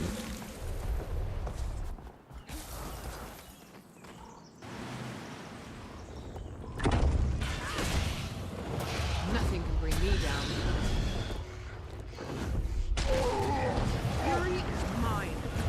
Oh, we're gonna talk to Hunter Armus here, actually. Yeah, let's do that. Might makes me right. I'll say I want to get off Hammer now. It's making me sad. Chieftain should be just ahead. Certainly Stars, couldn't be behind us anymore. Berserkers, Stay close. Force. stamina. There we go.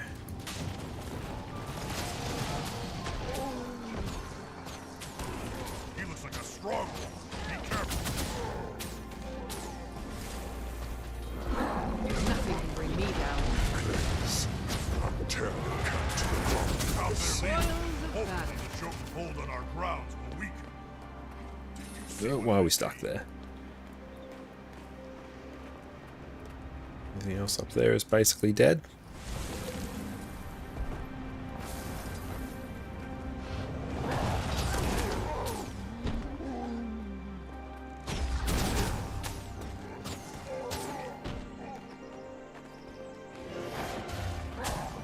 Might makes me right. Like honestly, short bow, even on a power build for Courtier, it just feels good because it just feels quick to use.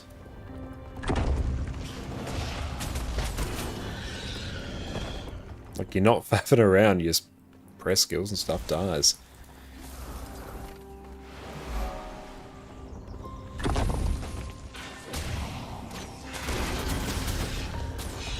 And even here, what I can probably change this to is to run celerity on there. So quickness for 5 seconds after disabling, so there we go, I'll actually attack a bit quicker as well.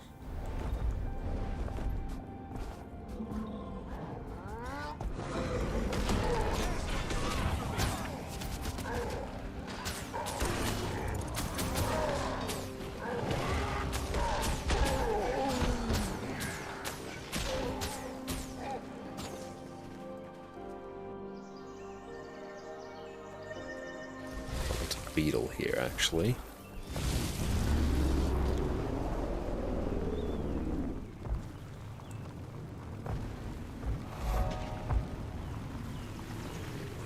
And there we go. Okay.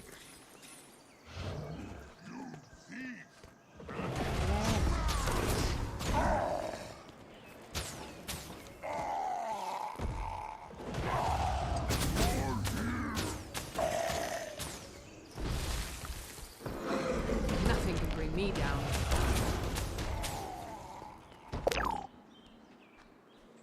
See if any Etten spawns because of it. Might makes me right.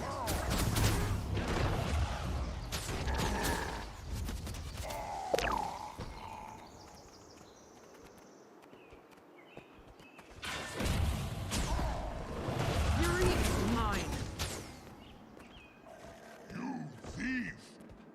Let's just group these all up here.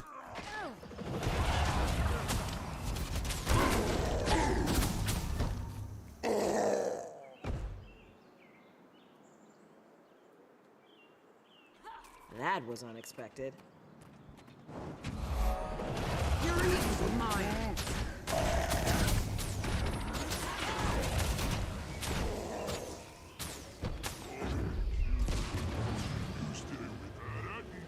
This is becoming ridiculous. I'll kill Orson for this. I demand that you release Rid me. of this stupid soup. Cool, easy done. If you actually do get the damage buff from your dodge, it actually does pretty decent damage.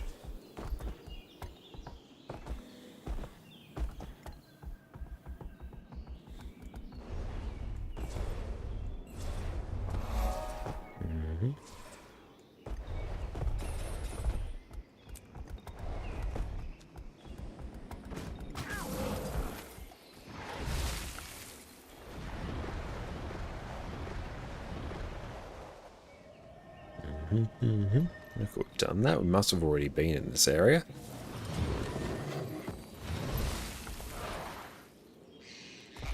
Oh, this one. Now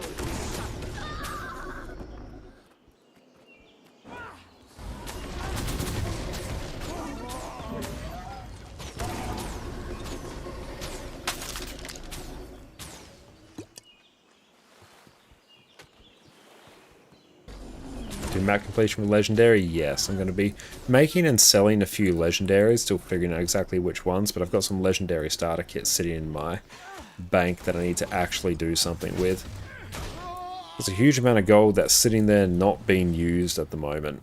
And plus I'm short of gold on my EU account as well.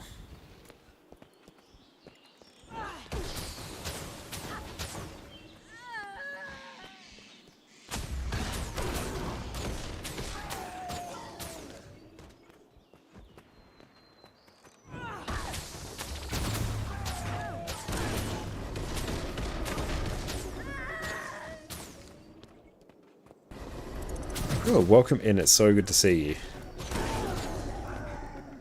Finishing for a fight. Cool, that's done. I think I've got everything there.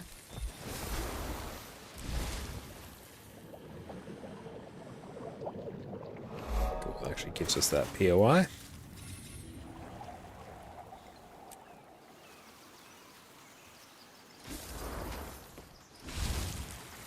Boxy, how are you going? It's so good to see you as well. Hope you're having a great day.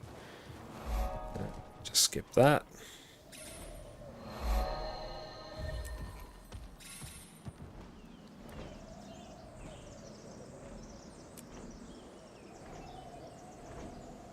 No, cool. It's actually taking us up here.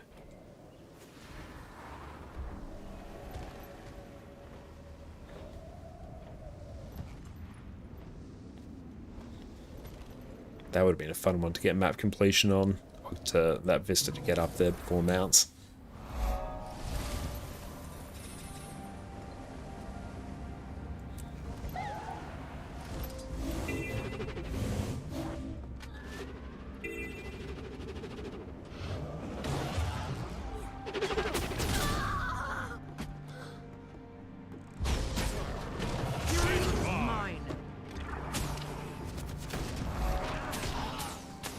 So here I just need to kill many pirates.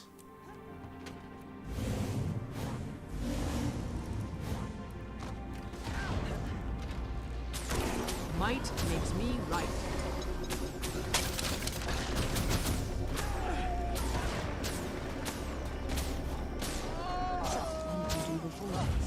I can't move. Okay, onwards and upwards here. Fury is mine.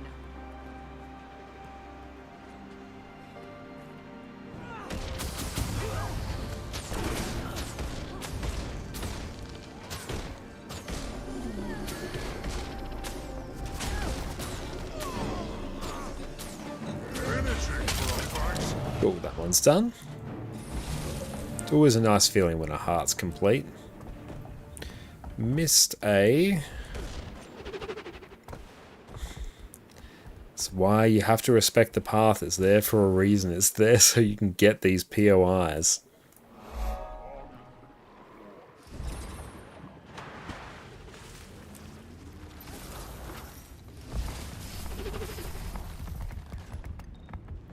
I think, yes, we are done with every hero point in Corteria now.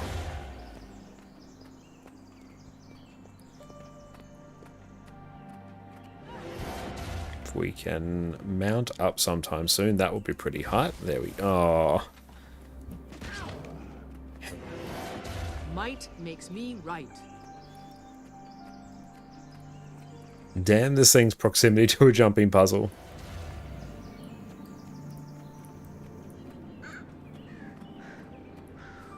Setup, how's it going? It's great to see you. Cool, that's there, son. I hope we're out range of the jumping puzzle now. Cool, another one done.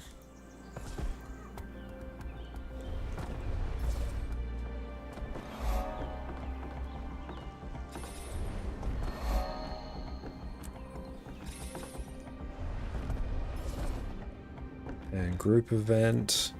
If I can tag it, I will. If not, I don't care.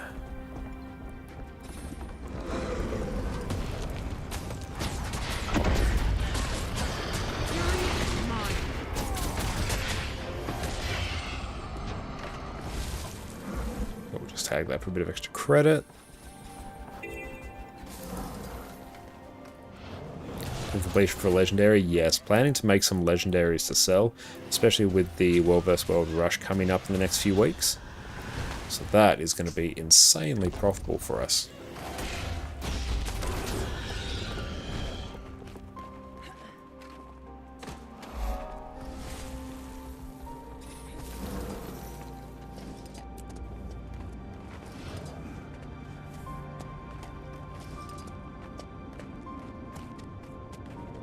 Good doll, yeah. Now go on. Grab yourself.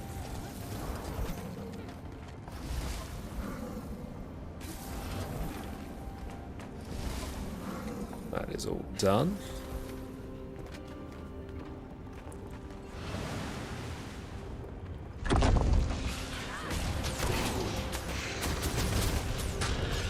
Core 2 is so nostalgic. It is, like, I still actually enjoy doing map completion. Like, when I have to do it, I'm not like, oh no, I need to do map completion. I'm like, okay, cool, we're doing map completion now. Feel your rage. And this add-on for Hearts Exploration looks cool. Yes, it is the pathing module within Bliss HUD, and we're using Lady Ellis's guides. So that is the map completion path that you see me follow here.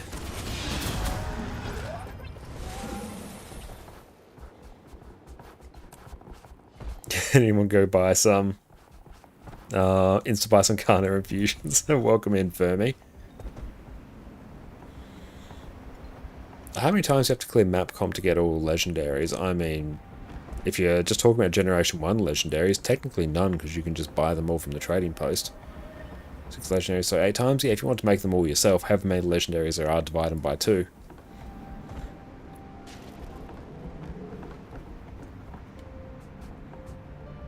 But yeah, you can just buy them from the trading post as well, if you are so inclined.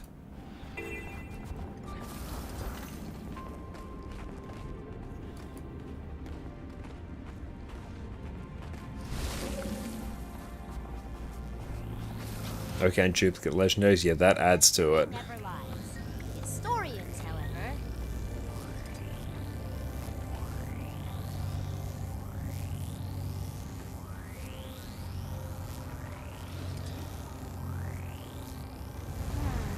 There's something wrong with that imp.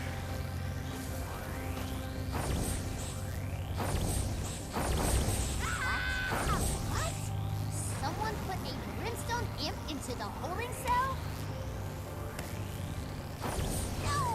The Manual spirit reboot needs required. everything! Nothing can bring me down. That's Targeting, hello. Do you go get twice told legend? That is a cool title, I do have that. I've got twin incinerators. Finally, I can get back to work. That lousy, malodorous brimstone imp has set my research back at least a week.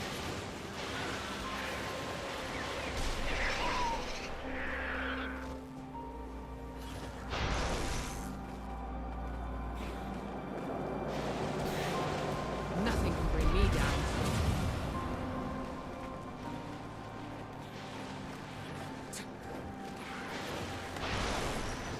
There's quite a few people here. Oh, I do love me some Power Lacren. Still a very fun build to run.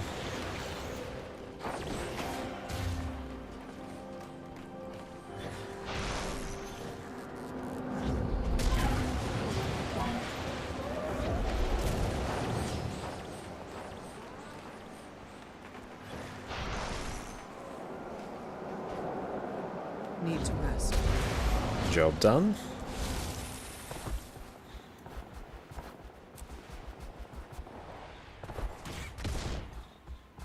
Okay, so I think, yeah, we head back over here. We've got everything there, so we can sort of just womble over this way.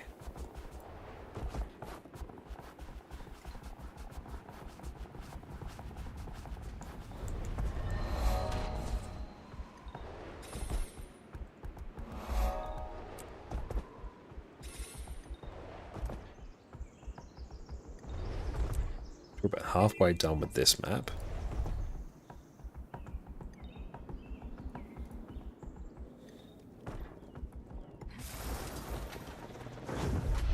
Nothing can bring me down.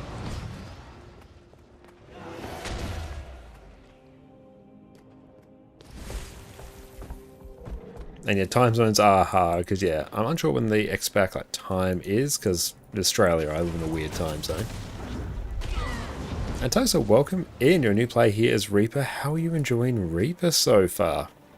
Like Reaper, I personally think is fantastic.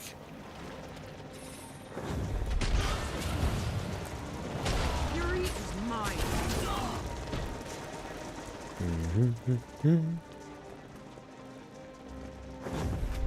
Right on target. Cool. Relic.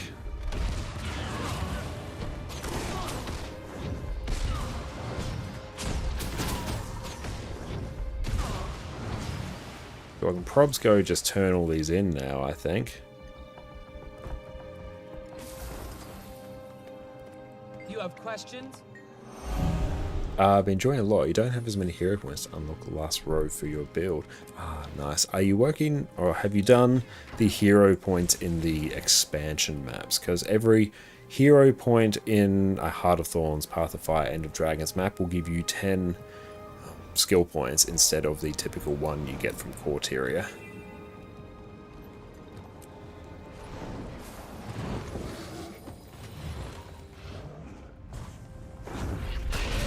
Might makes me right.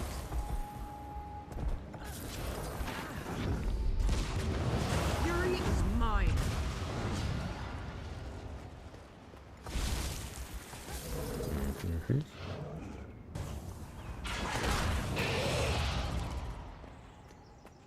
And yeah, you can do world versus world for hero points as well. You can convert the testimonies of heroics into hero point completions. How many degrees is there at the moment? I think it was about 13 degrees here today. A bit on the cold side, 17 degrees inside. So it's a bit cool inside, hence the jumper.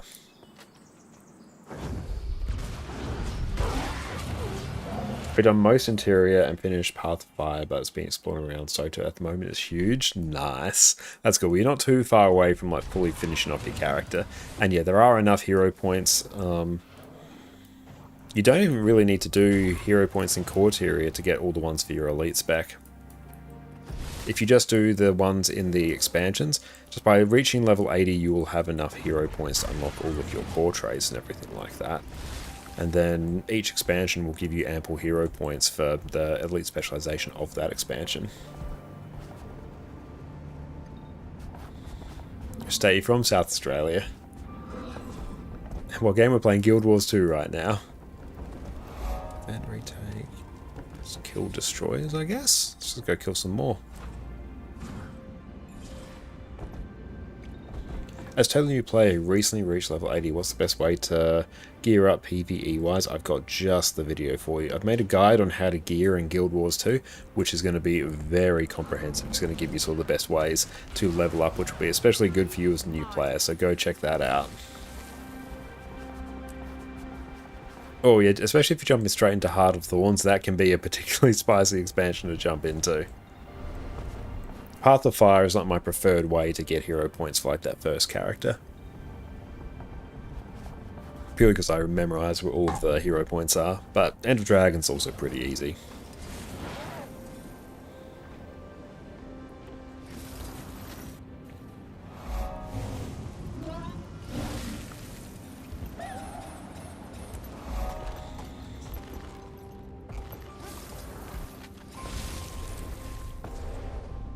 Let's move on a bit here. We've done that. Nice. Shiver Peaks music. I love it. It's beautiful.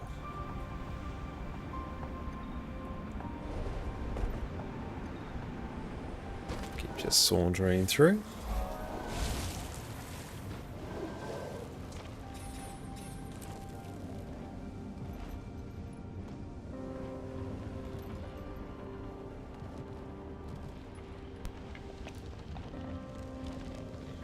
It's funny how you had a far harder time in Heart of Thorns compared to Path of Fire, since Path of Fire's later expansion. That's not really unexpected, because Heart of Thorns, they definitely tuned to be far more difficult. It was sort of like, you can even see it when you do the hero points. The hero points are typically designated as group events, meaning that they want you to actually do it with a group of people. Whereas Path of Fire, they toned down the difficulty quite significantly. Because yeah, there was a lot of pushback from the community with the difficulty of the Heart of Thorns maps.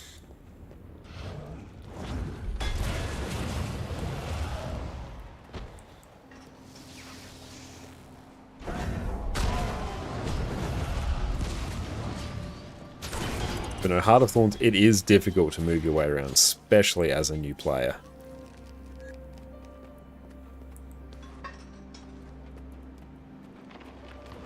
Might makes me. Nothing can bring me down.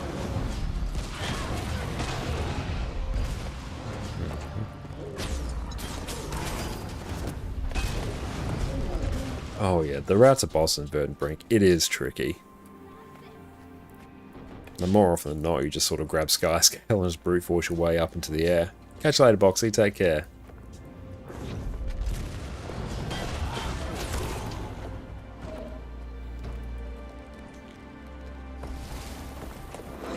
Nothing can bring me down.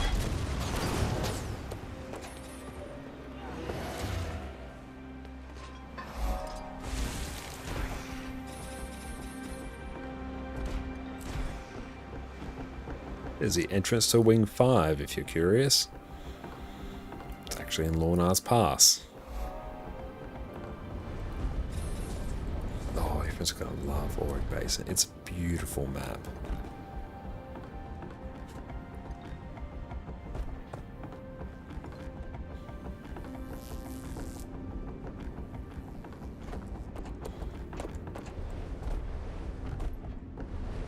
Untamed is really, really good as well, especially for open world.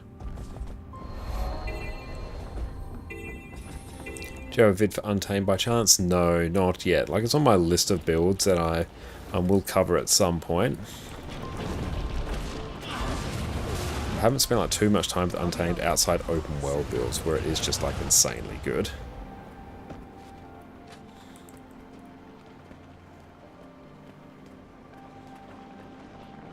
No Fire Wisdom video yet. Fury is mine.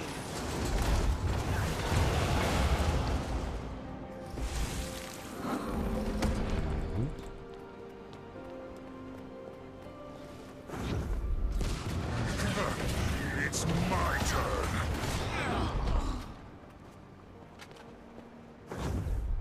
Right on target.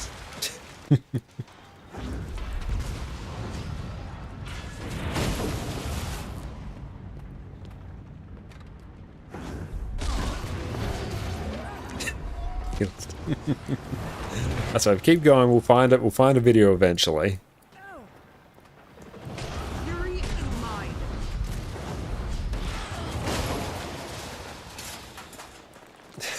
Civil Engineer, the ultimate build.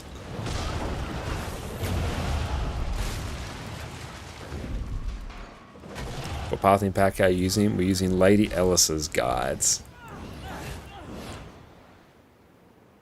Okay, wants us to keep doing stuff here.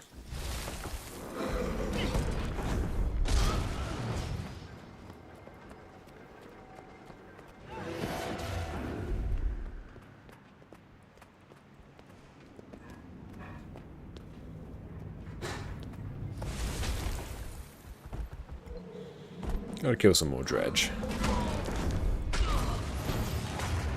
Pathing packs are totally fine when it comes to TOS. No, that like ArenaNet will never go and fully say yes, this add-on is allowed, but pathing packs are totally fine.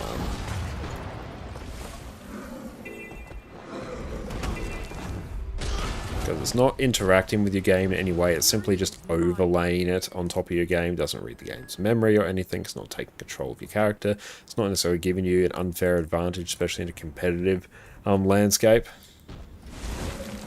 You hunger, but for what you do not know. Pizza is always a good, just universally great choice. Recommended add-on manager to use. 100% recommend using the Nexus add-on manager, which I do have a guide for. So you can go check that out right there.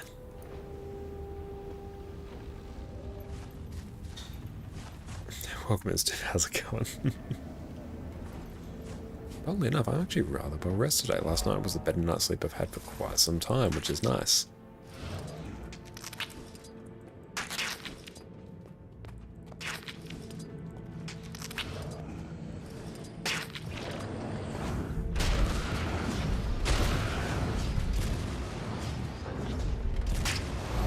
Done. The grey areas start when it reads game memory like Arc DPS does, but even that, most add-ons are allowed, although officially legally they can't say it. Yeah. And when it's just running atop the game like this, it's fine. Pizza does sound pretty nice. Oh, pizza, it's always a good shout. That's mine's favourite go-to pizza. You get like a barbecue chicken Hawaiian, but you put some pepperoni on it as well. Ask for extra pepperoni. That's good.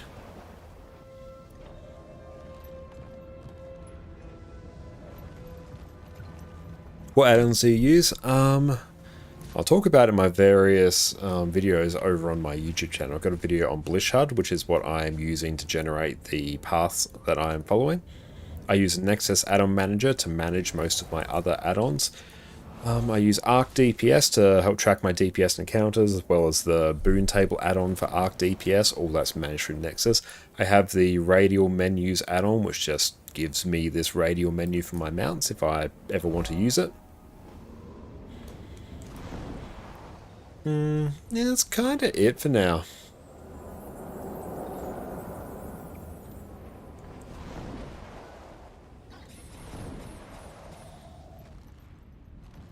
I know it's a fair opinion to have. But 100% right now, Arc DPS is like, honestly, for endgame content, especially where there are actual encounters that do have a tight DPS check. Now things like, honestly, like Sarah CM and so many other encounters as well with DPS actually hugely relevant, it's required. And honestly, that should be, in my opinion, that should be baked into the game by default. Like, it shouldn't be an add-on, it should just be in the game. But no, it's a totally valid opinion to have.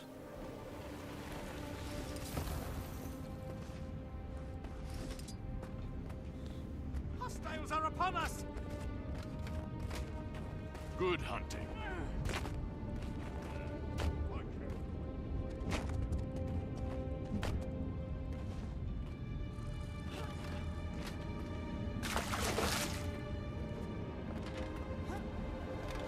This heart does take a little bit to complete, I think. Oh well, we'll buckle up. We'll simply get it done.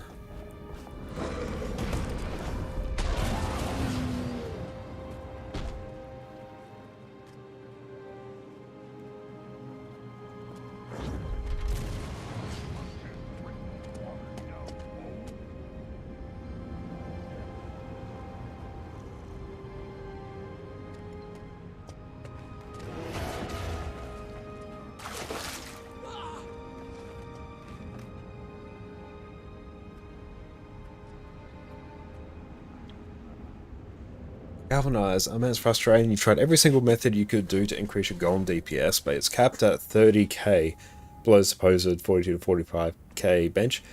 And people have been saying 37k is easy in the bare minimum if you want to consider raids. Well, they're wrong about whether that's the bare minimum. Like, honestly, if you're a DPS player and you're pulling 30k, like, that's fine. I wouldn't be concerned about that. What build are you struggling with?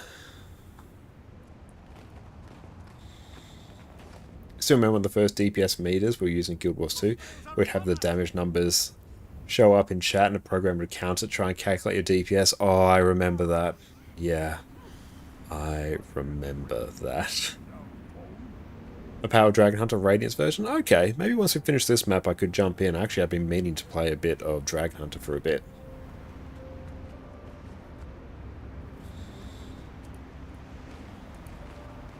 Because yeah, it's been a while since I played this, I can't really give any advice, but I can always like jump in and kind of see what, you know, DPS I start landing on. Hey, can't even get a decent meal around here. The chef will hear about this. Up for a challenge?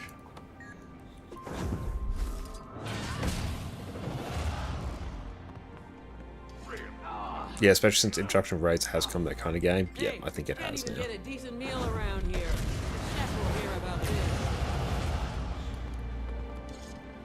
Okay, have you been giving yourself all boons as well?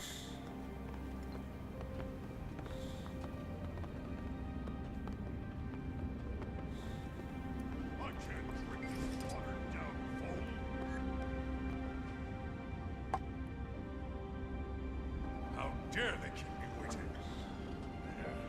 All boons, all Connie the Golem. Okay, I'll take a look probably after we do this map. Patron.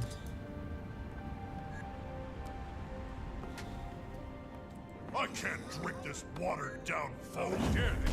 I can feel your rage. Over already? I've fought scrapes and places cleaner than this.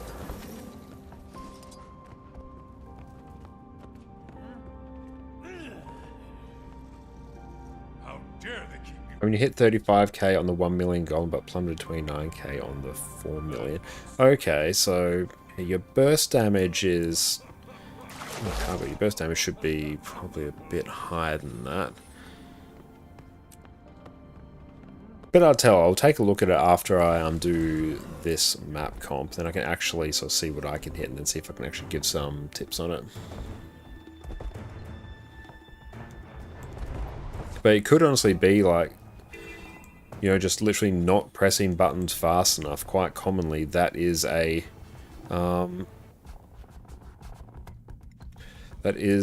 sort of big thing that people forget in Guild Wars 2 is actually just purely pressing buttons quickly. You could have the rotation down correct, but if there's a huge delay between when you're actually pressing your skills, then that can really limit your DPS. And also, I know Dragon Hunter, you want to line up a whole bunch of your bursts when you've got a bunch of extra damage modifiers up. So yeah, wherever your damage modifiers are coming from, like making sure your target is tethered, try and land your big skills for that. Sometimes you press it too fast, skill cancels out. Yeah, that you do have to be mindful of. If there's any, you know, weird skill cancellation after cast, that you have to be super careful of. Oh yeah, I remember like initial Guild Wars 2 days, people were excluding people from dungeons that didn't have a certain level of AP. So yeah, people will find ways to try and select for the type of people they want to play with to get the type of gameplay experience that they want. At least now we have the methods to actually see what people are actually doing, and also, more importantly, the methods to actually improve. The methods to actually get better at the game. Yeah, 10k AP or kick, yep. And you can't fake 10k AP. I need some help. Might makes me right. I'm hit. And getting kicked for low DPS from Raze is rare. It really is nowadays. Craft another legendary. Welcome in, Mike. Yes. Not sure which yet. Anything that's sitting in our bank waiting for us to craft that can turn into some gold.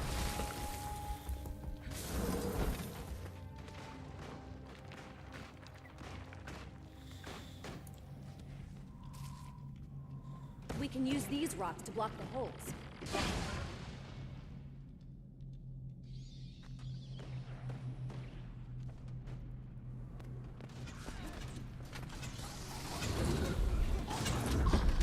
Nothing can bring me down. I'll be all right. Soon. Honestly, like, people are more than welcome to make those groups if they so want. If that's the kind of people that they want.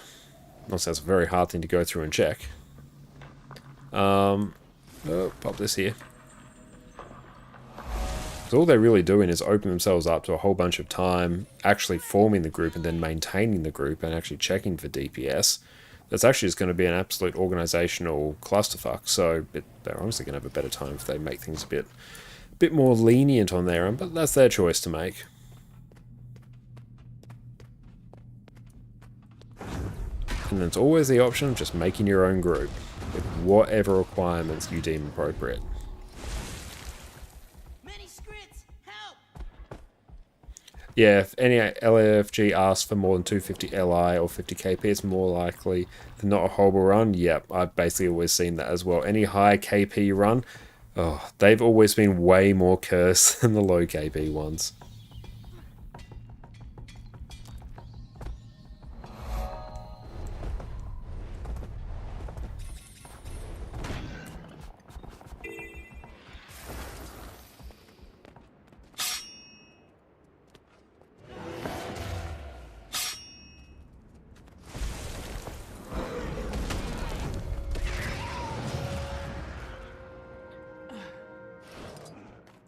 Deku, welcome in. I'm glad you're enjoying the Soul Beast guide.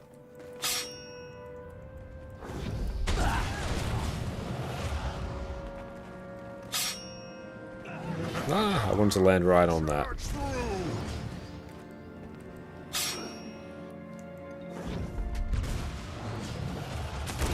Fine, I will shoot you with a short bow then. Come here. Come here, fam. Oh, fine, you just go away.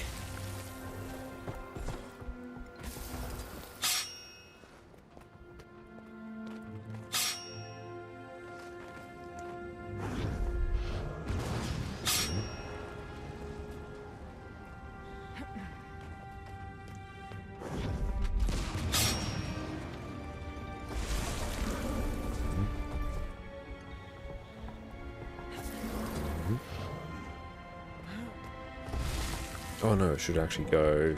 Where's it actually taking us? Oh, I've got to grab this waypoint. I would have missed that. Would have been very sad. There we go. It depends on the build. Some builds it is actually quite easy to do that. On other builds it's actually quite hard.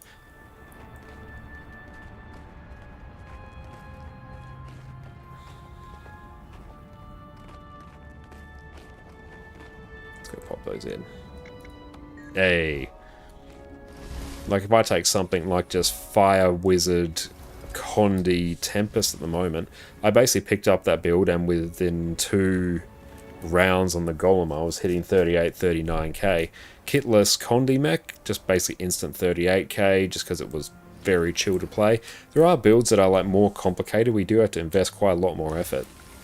Like even Power Vindicator, a build that I'm quite familiar with, I have to sweat quite hard to hit, you know, DPS numbers that I can just sort of keyboard mash my way through on Kitless Condi Mech and meet.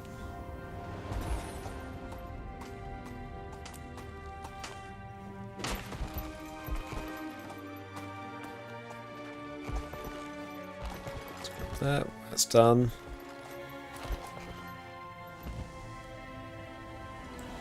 But it depends on the build. Some builds it's really easy to hit those high damage numbers. Other ones not so much. It depends. Nothing can bring me down.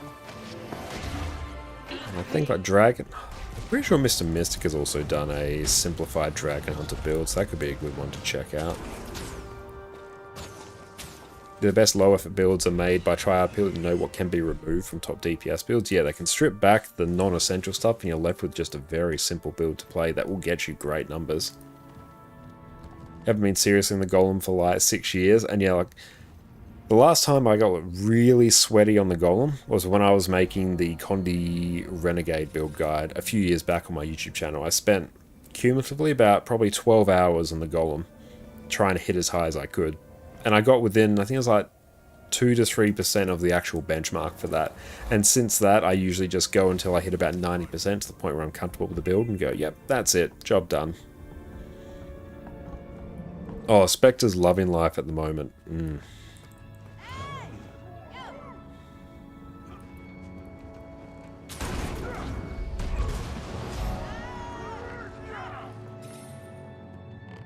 Right on target.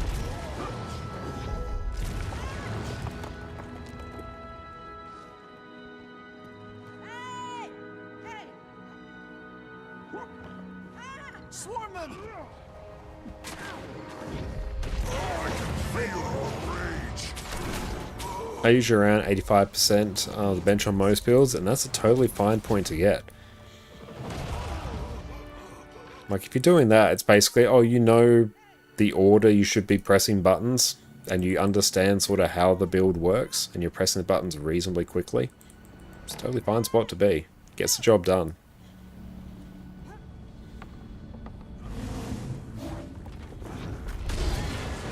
Right on target.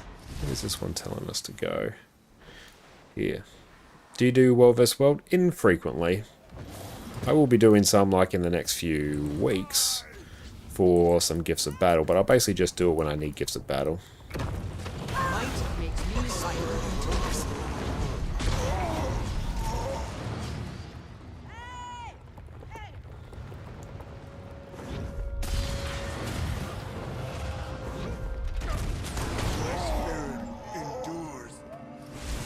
that's now done. Oh, I've got to go glide through here.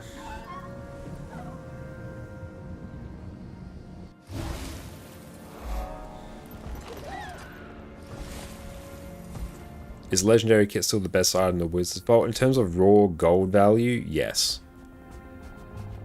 The amount of things you get and the gold that they are worth, or the gold that you don't have to spend to obtain them, it's still by far and away the best thing.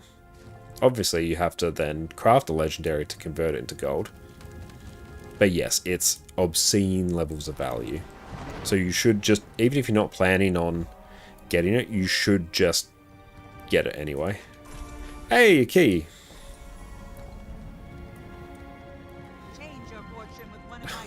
Rip. There we go. Did we get it? There it is. Let's see. Oh, that bad roll.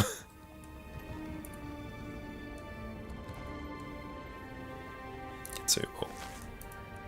Two more. There we go. Okay, not too bad. Beautiful. I'm going to take a break and stretch my legs. Does getting a Legendary Starter Kit increase account value? Sure, it probably does.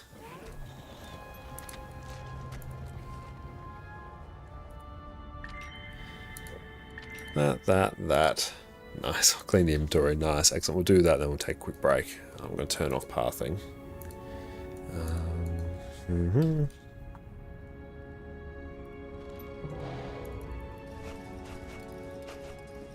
Oh, Selly Hard was disgusting. It was 100% deserved in World vs. World. Alright, so with that.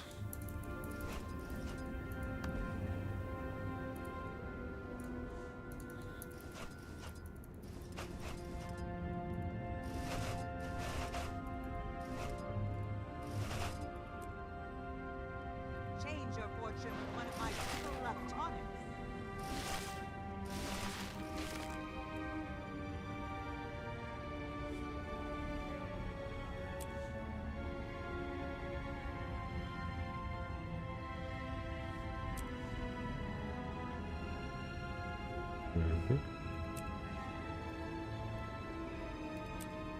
Yoink of those, gone.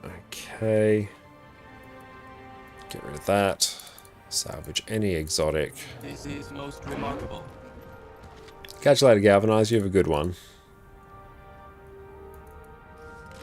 Oh, what is that? Can I sell that? Yeah, just get rid of it.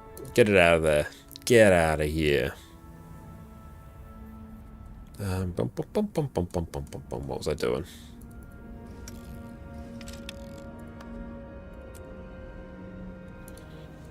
Get rid of it. Get rid of it. Gone. Consume. Gone. Yeah, that's probably the best way to increase your account value. Nice. Let's go take a break and back in a bit. I've been playing Guild Wars 2 for 11 years, and a question I get asked all the time is, how do I make more gold? Don't worry, friends. I've got you. Guild Wars 2 actually has an incredibly stable, well thought out economy. It just takes a little bit of knowledge to know how to take advantage of it to its fullest. Welcome back, everyone. It's a very common problem in Guild Wars 2 for new players to struggle to make gold. This is because Guild Wars 2 functions a little differently than other MMOs when it comes to gold making. Other lesser games will simply flood your account with gold whenever you complete content, whereas Guild Wars 2 functions very, very differently. But worry not, my friends. If you've been playing Guild Wars 2 for a little while, you are probably richer than you even realize. There is a very real chance that you are sitting on a veritable fortune and not even realizing it. So today we are going to delve into one of the key stores of wealth in Guild Wars 2, your material storage. First up, we'll touch on why the material storage is important. Rather than flooding your account with liquid gold every time you complete an event, Guild Wars 2 will typically reward you with materials, items, and currencies. This adds a few more steps to convert these into raw gold, but trust me, it is a good thing that this is the case. As has happened in many other MMOs in history, simply handing out liquid gold to players often results in hyperinflation. Now, hyperinflation is a catastrophic thing that can happen in any MMO economy. When inflation takes place, your gold becomes worth less and less.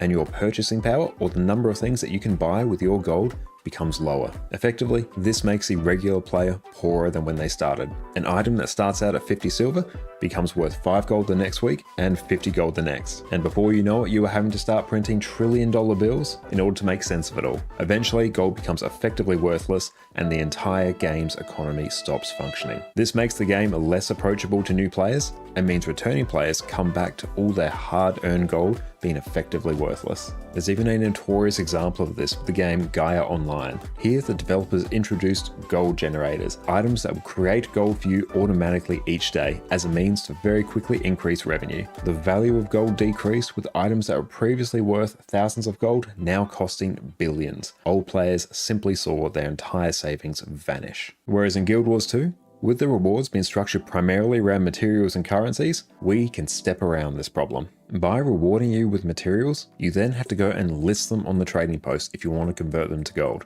And whenever you do this, you are going to incur a 5% listing fee whenever you list an item, and a 10% exchange fee when your item is eventually sold. This is one of the many ways that Guild Wars 2 rips gold out of the economy and counteracts the risk of hyperinflation taking place. In fact, Guild Wars 2 has one of the most stable in-game economies that I have ever seen. I've been playing Guild Wars 2 for 11 years now, and the gold that I have on my account is worth a similar amount to what it was worth shortly after the game's launch, at least compared to so many other games out there. And now to make the most gold with the items in your material storage. Now, this will sound very obvious for experienced players, but I run into this question all the time on my streams. Put it simply, sell what you don't need and keep what you do. You need to set aside the need to hoard every material you get in case you might need it later. Guild Wars 2 isn't set up for you to easily farm the specific materials that you need. Instead, you're going to want to sell what you don't need to other players in order to get gold.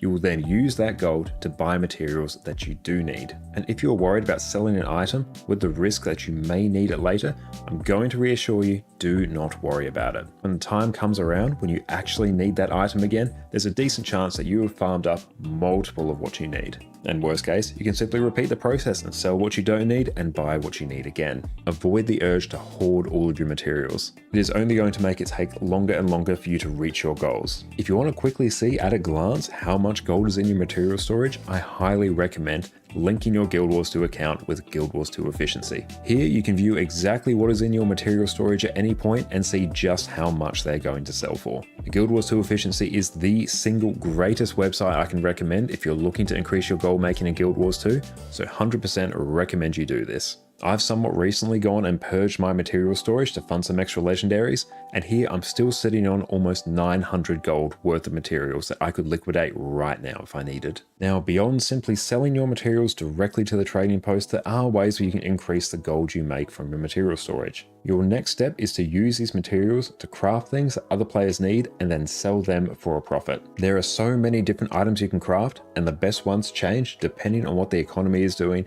and what items are in demand. However, here are some of the key items that I've been doing recently, and they've made me a significant chunk of gold. So much so, I've been able to fund 2 accounts just by doing this. For quartz crystals, you can convert 25 of these into a charged quartz crystal once a day. You can then use this to craft celestial weapons and armor, which sell for a very tidy sum on the trading post.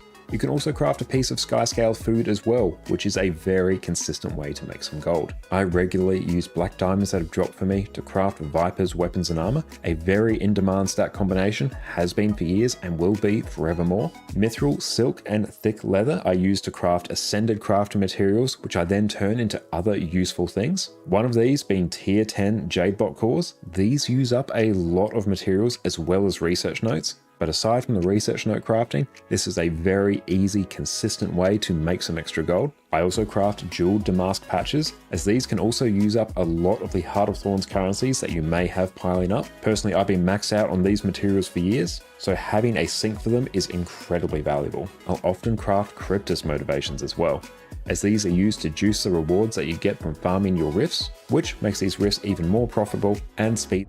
And we are back. Welcome back. So let's take a look. Oh, this one's already on Dragon Hunter. Let's see what we can hit on it. YouTube. See what Mr. Mystic has.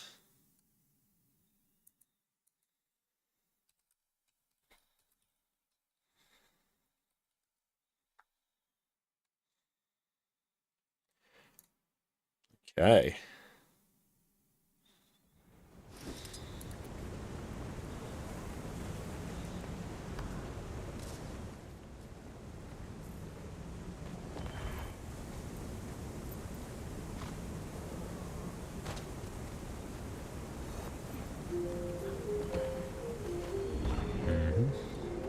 Okay. Aerodrome, we got Mr. Mystic's video up on our other screen. You can go check it out there.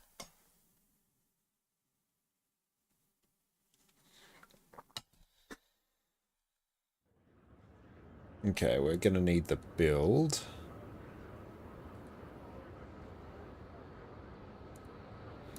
Do I have the Mistburned relic? I should.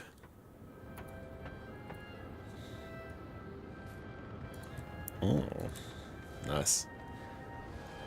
Okay, so running that skill, Processional Blades. Yep, okay, cool. Literally, we're right there. Basic Camp and Greatsword. This is Zeal Virtues, so it's going to be a bit different. Zeal, let's run Virtues. Okay, run that. Those are all pretty standard. Unscathed Contender, strike damage when you have Aegis, give me Aegis. Inspiring Virtue, strike damage increase after a Virtue. Emia, you love vibing to the Mistlock Sanctuary theme. It is really nice as well. Passive triggers more, do more damage. Happy, okay. It's got a weird mix of Assassin's gear. And accuracy, okay. Guess you do.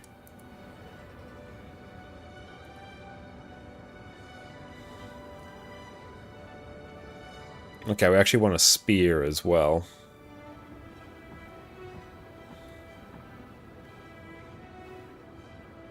Do I have an easy way to get a spear?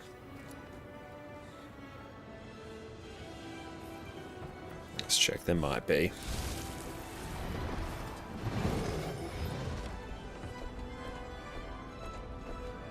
Yes. It's actually a few, okay.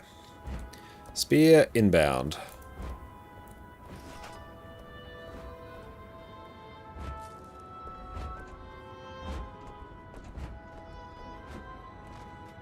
It's going to be in the last place we look. Impaler. There we go. All Berserkers.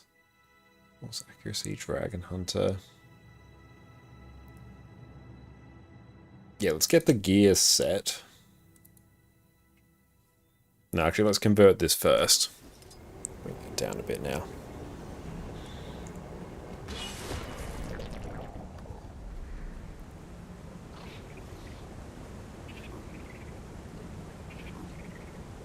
Berserker's Orichalcum Inscription. Only buy one, thank you. Shine. Brandon, how's it going? It's wonderful to see you. Grab that. Eventually I will get legendary spears on this account as well. Eventually. Here, Orgy of Heroes, nice. Again, are you on NA? Yes, I'm on NA right now. Forge, job done. Look at that. What? Yeah, let's yeet that. There, customize. Horse. Accuracy. Accuracy. Yep. Gloves. Oh, quite a lot of assassins here. Any chance you're going to do Janthia Wilds Convergent CMs, neither for Masteries? Definitely not tonight, and I got no immediate plans to do them again in the future. If we were to do them, it would be on a Wednesday. But no immediate plans, we just did them last week, and they do take a really long time to organise.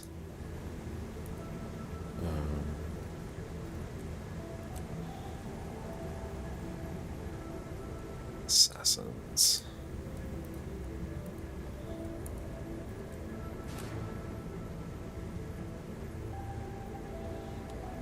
Nathaniel does them every week. Yeah, he does them every week. I think he does them on EU, though. Yeah, check out his Discord, 100%. I'd recommend you find groups for this. it would be hard to find groups for it. He does them on EU, Foundry. I thought he would do them on EU. Also, your best bet's probably actually to form up a group yourself. Hang on. Oh, Windows search are the worst thing ever. There we go. Like, honestly, grab that text, save it to a text document, create a squad, set that as your Sky Gang as well. That would be really good. Yeah, just literally grab that text and save it. Put that in your squad message, sort people into 10 different subgroups, and just go ham. Like, you will get silver with that. The silver time is so generous. But yeah, if you really want them, your best bet is either to find someone like Sky Gang who will be able to lead them for you, or lead them yourself with that. Like, they are really, really comfortable to get silver on. That's not a problem. We were somewhat disorganized. I put people in subgroups with boons, and even then we were still like 8 minutes ahead of the silver cutoff time, so it was fine.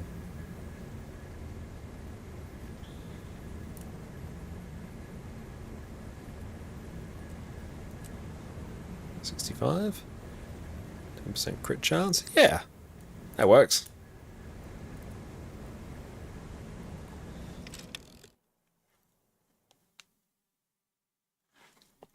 Don't know if Darren's does them. He might.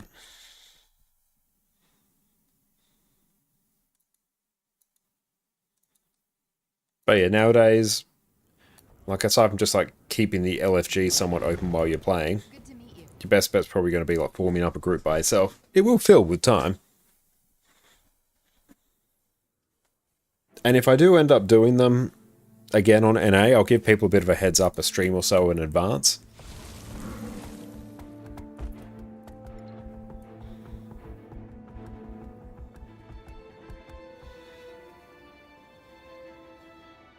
So glad you got gold for all them, so we have to silver again. Nice. Still yet to get gold on them, but I will accept silver. Let's bring this up over here. Okay.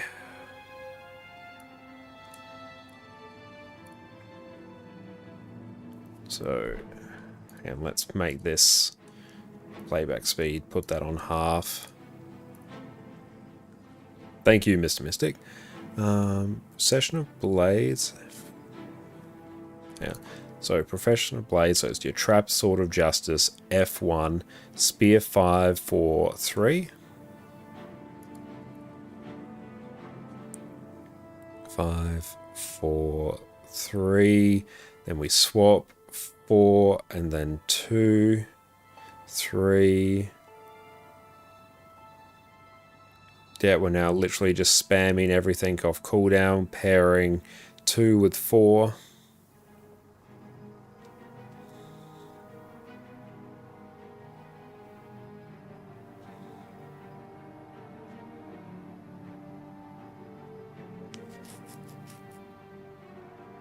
Yep.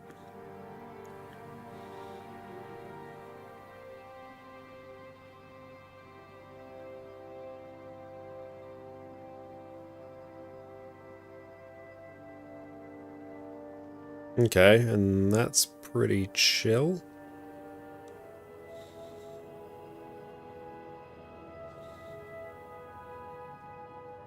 Alright, we got it.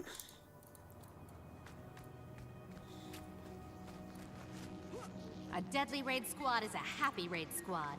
Practice your skills using our state-of-the-art gun. Do I even have proper food? No. Alright, I was going to be a bit lower. You are 2 minutes. It just means I'm not going to be able to do anything. Hang on, I'll actually do it once I start, or else I'm going to have to literally just stand here for 2 minutes.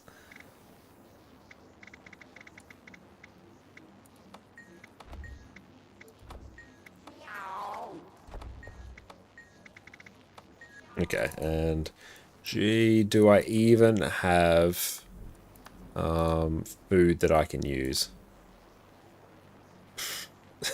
Nope. Hang on. That's what happens when I craft the wrong food. Well, we're using using this food. Yeah, our DPS is going to be a bit lower, but you know what? It's going to be fine. Probably. Yeah, I don't even have any exotic stuff in there. Use the fishing food. Is that fishing food? No, it's fishy rice bowls. Not fishing food, it's fishy food. Okay.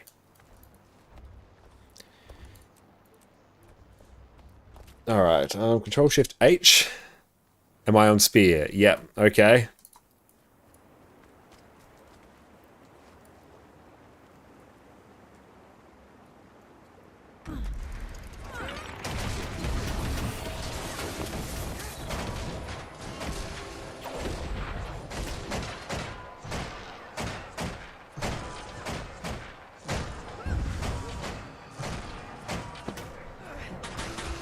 Peak immersion.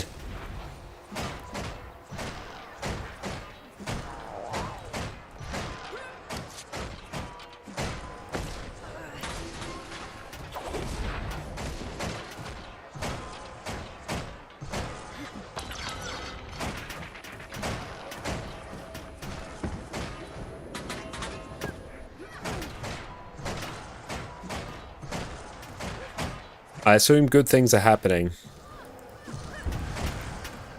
No, we just...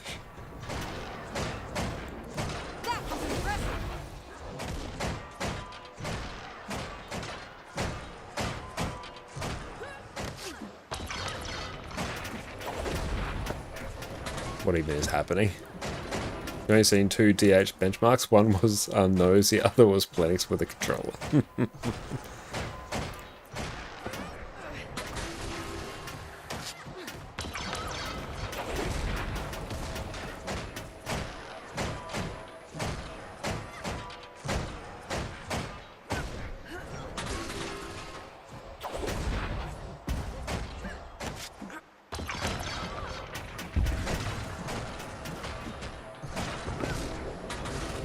But just cancelling skills left, right, and centre.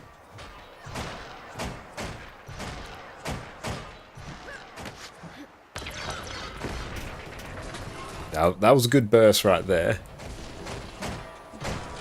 How much health did I put on the golem, or is my DPS that bad? It's actually taking forever.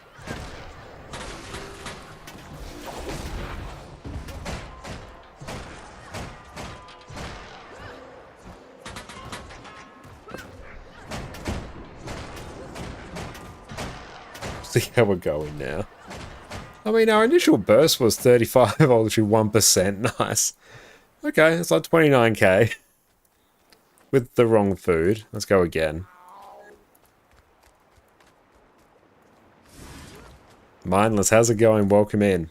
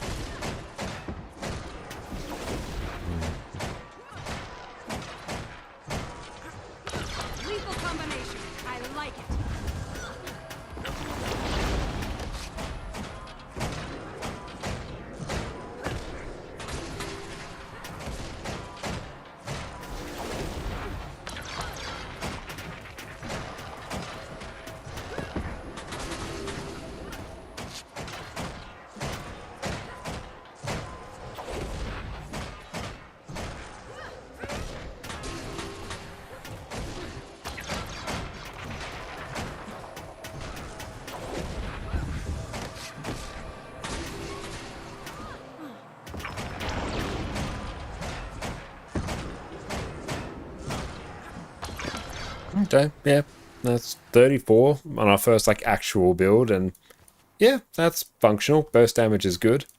And yeah, there was quite a lot of times there where we shouldn't have actually used things as we should. Let's go over to Mirage, actually. That's one I've been wanting to mess with. Where is it? Problem's this one. You don't need high strength to get wings eventually? No, not at all. Coffee's closed. That's not how you do it.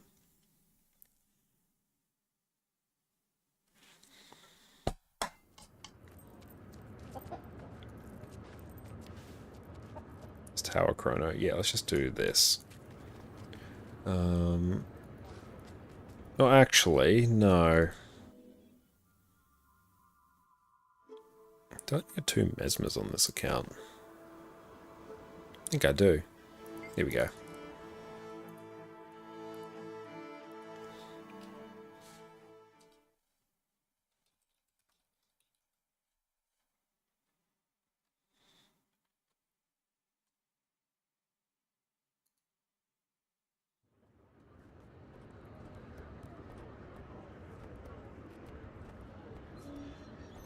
Mystic Mirage. No, 10th birthday. Nice. Oh, shiny. 30 spirit shards, actually the most relevant thing.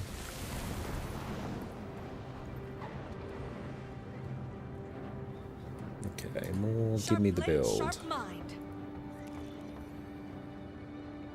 Alright, so what do we got here? That's Power Vert. That's apparently also a Power Vert, but it's a Chronomancer build. Oh, what kind of curse stuff is going on here? What is there? That looks like a Power Vert build. It's a Chrono build. Let's yeet Power Vert for now. Purely because if I'm going to be playing that, I'll be playing it on EU. Okay. We want double staff.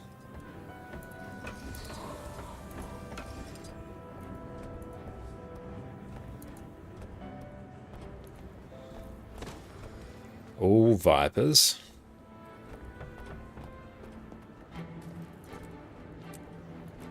The Trapper.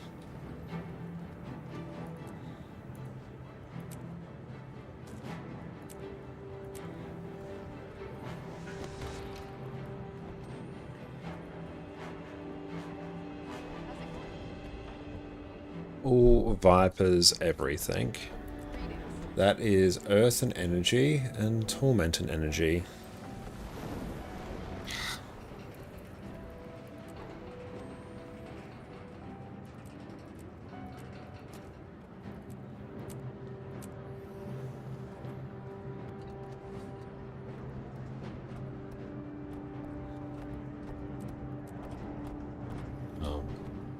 Torment.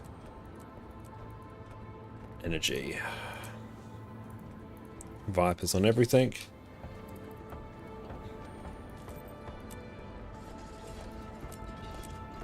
And Fractal. It's Koi Cake. That's Expertise and Condi damage.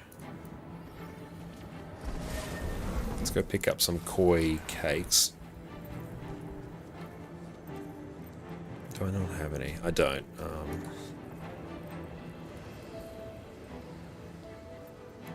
Oh, that costs like nothing. I'm just literally going to get a stack. Yes. I want a piece of ritual skin. No, I'm not putting it there. And for the build, or for the skills first, we'll run. Oh, I need to actually put Mirage on. So is there an expansion for Limb World, or do you have to pay 200 gems per chapter? Typically, yes, but you can also usually buy it as a bundle, which will be cheaper. Crystal Sands. And then good Condi Signets. And Jaunt. Okay, we want to put Dueling there. I'm going to put Chaos there and Mirage. Okay. Phantasms have Fury, Shatter Skill 2 Blinds. And then Chaos, Method of Madness. We're going to take Chaotic Potency. And Bountiful Disillusionment. We get boons. I like it. Mirage. Entering combat, your first ambush attack applies Confusion. Refreshes after you use a Shatter. Mirage Mantle.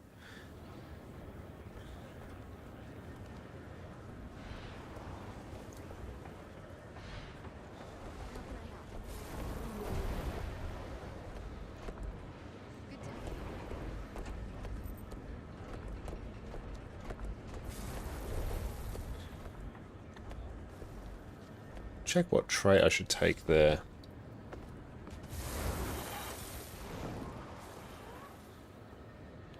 And Tosi, saw your video on gearing Living World Season 2 to 3. Do you have to do the story missions and finish to be rewarded with Ascended or Legendary? If you want the Legendary Amulet, you will need to finish the story. So if you want to work towards that, you will need to do the story at some point. To just get the Ascended stuff, you don't need it. You don't need to do the story.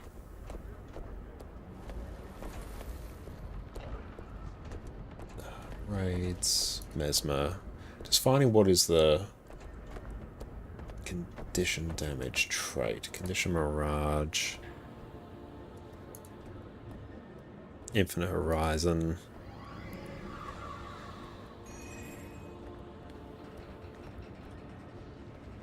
Yeah, damage increase. It's actually just that. Okay.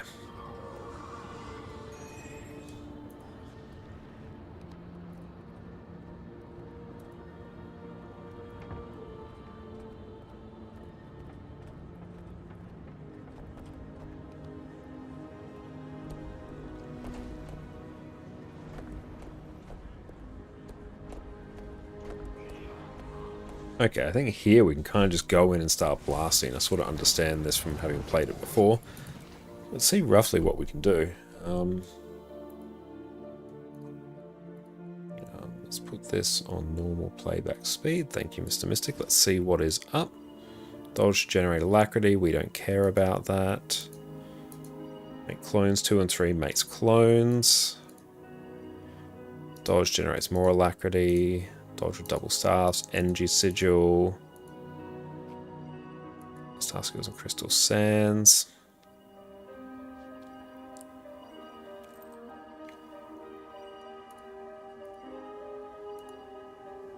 Do you want to leap through? Gives you chaos aura, can pick up crystals. Okay, summon 3 clones first with star 3, then 2, start dodging to give alacrity. We're not doing that. Weapon swap, more endurance, more dodges, don't have energy, crystal sands. Last priority skill star 3, 4, and 5.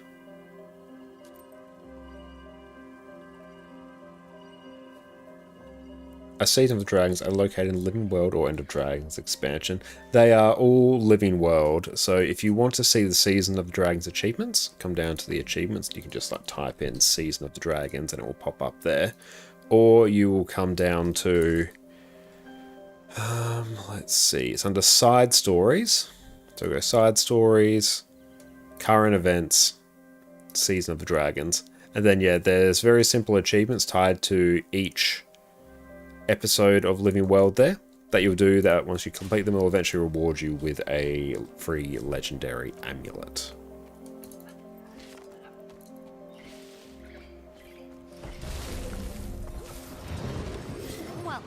Feel free to approach the console and begin combat practice. All of them. You'll have to hit much harder. Spawn.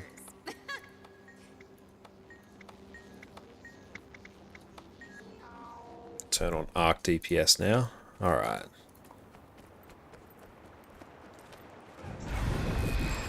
Hey Lexi, thank you so much for the raid. Welcome, welcome in raiders. My name is Connor or ConnorConCarne. You can also check me out on my YouTube channel there where I do all sorts of Guild Wars 2 guides. What is up Lexi? It's so good to see you.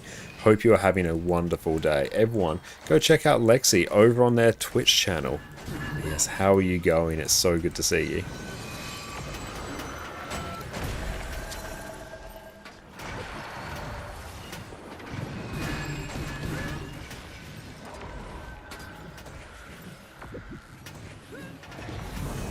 I'm neither here nor there.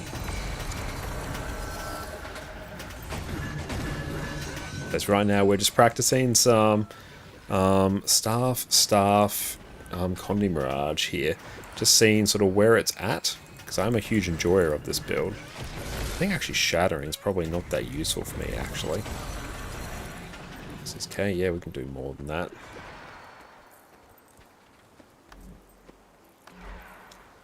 And how is working on vision going as well? Let's check what else we can do here.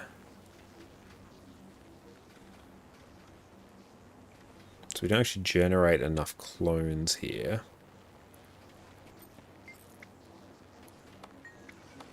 Oh, it showed noobs fractal CM stuff for the first time. That's awesome. That sounds like an absolute banger of a stream.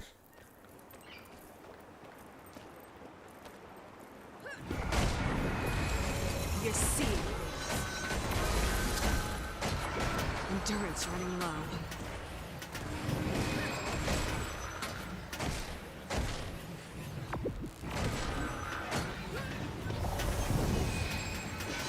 A simple pitch reflection, 1,000 pieces.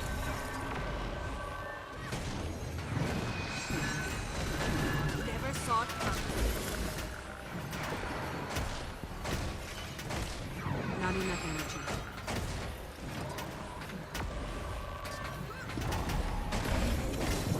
Maybe I was the illusion all along. Snap target on.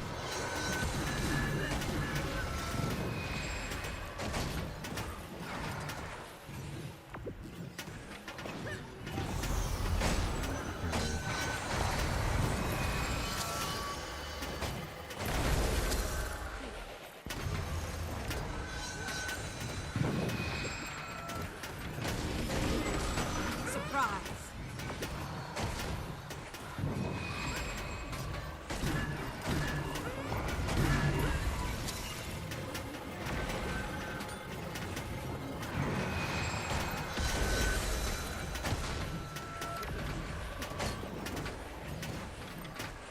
HRA Rumble, it's almost 3:30 AM. You're falling asleep with the keys. That is all good. Thank you so much for the raid. I really appreciate you.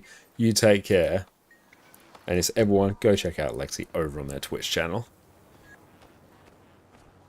I feel we should be doing more.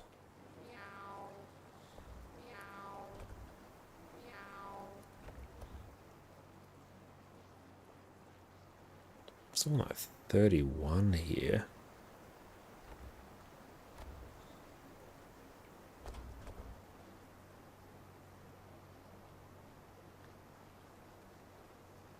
They're just not shattering at all.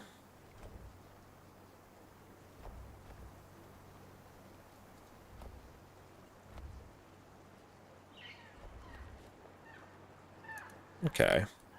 Let's try that.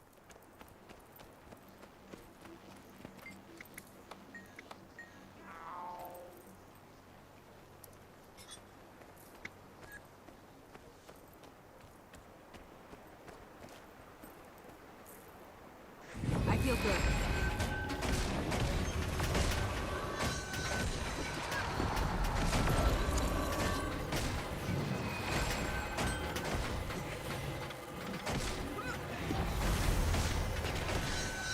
Maybe I was the illusion all along.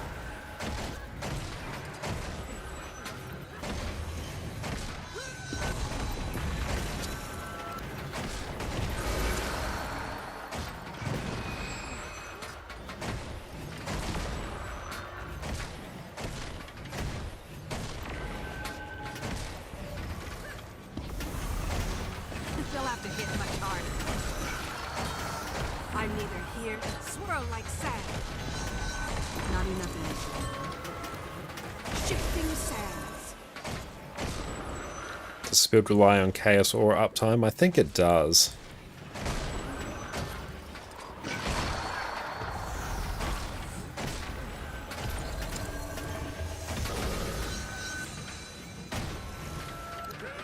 I'm neither here nor there.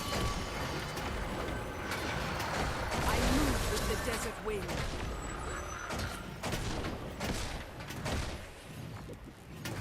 Endurance running low.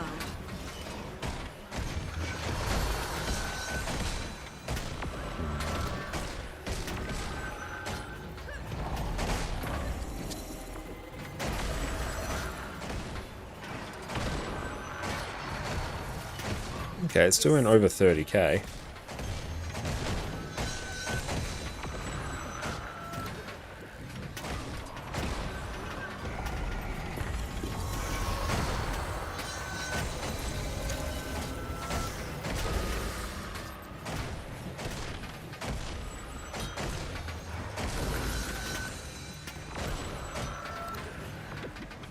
Maybe I was the illusion all along.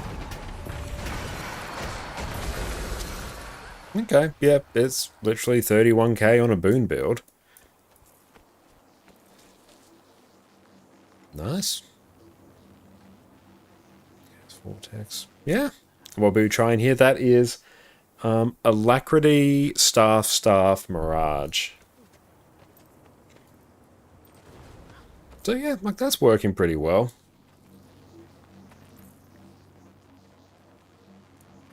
Hi there. Like yeah, 31k on a boon build for Testing. If you have any inquiries. no shatter build. Yeah, no shatter on that because yeah, your Alacrity comes from your clones as well, so you typically don't shatter. Yeah. Used to play that a few years ago. Yeah, like it's been buffed again. It's great. And let's remove boons. Yeah, I'm not sure what the new specs will focus on, because yeah, you're right. In the current state of the game, there's not really any roles that need filling, so it's going to be interesting to see how they actually style them. Maybe something like a Lachion Warrior. Yep, that would be cool. That's not Heal Blade Sworn. Just give me quickness. I'll give myself quickness and regen.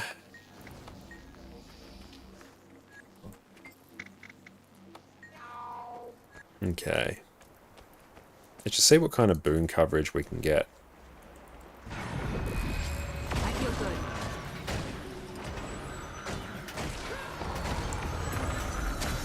I could outrun a centaur.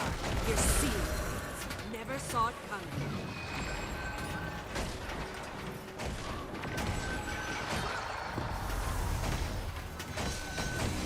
That was impressive.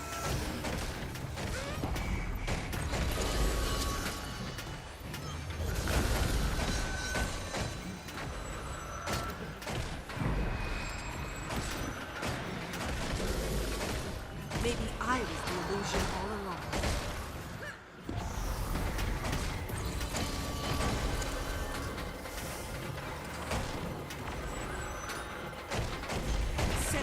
Bad luck.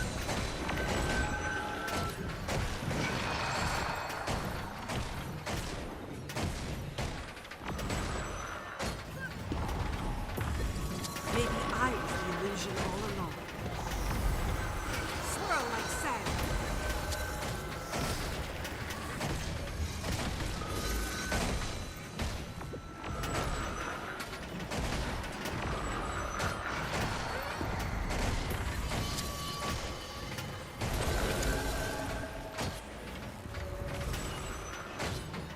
I feel good.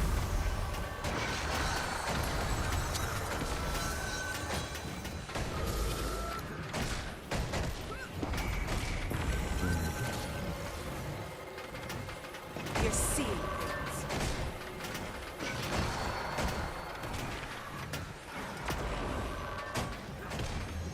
I feel good. Mirror, mirror from the sand.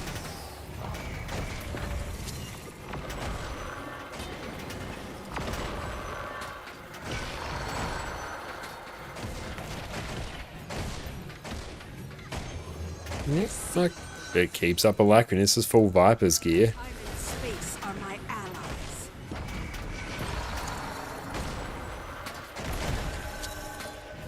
I feel good.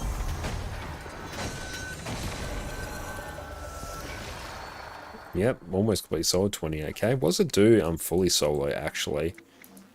Just self, remove boons. Alright.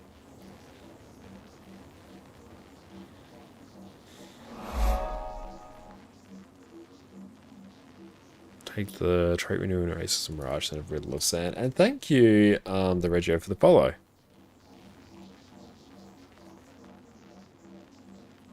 Yeah, there we go. So let's see what this does completely solo.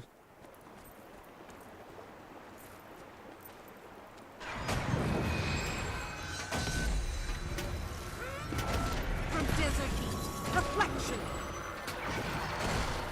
I'm neither here nor there.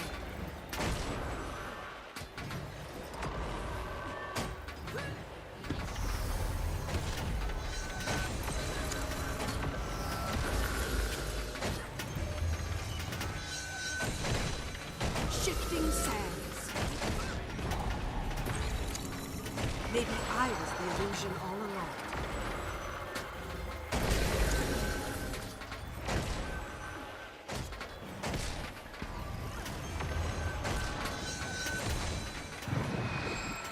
Over. Not enough endurance. A simple distortion and ta-da! 7 years bad luck.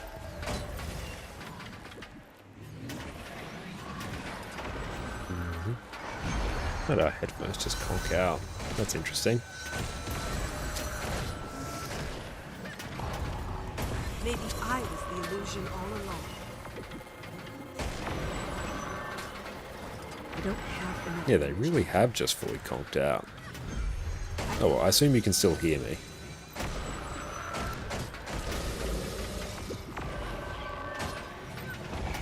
Crystal reflections. Your mind will betray you.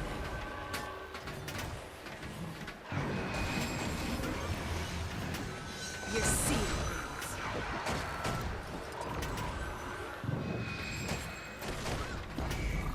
Might be worth it. Shadow only using style 3? Yeah, I could see that. Sands.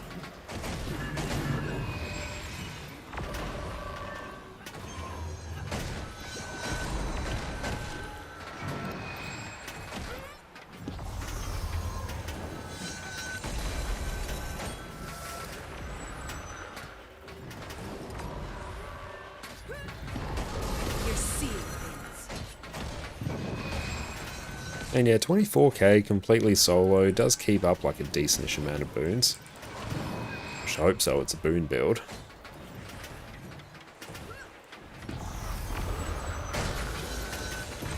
Okay, there we go. Sound has come back. Nice.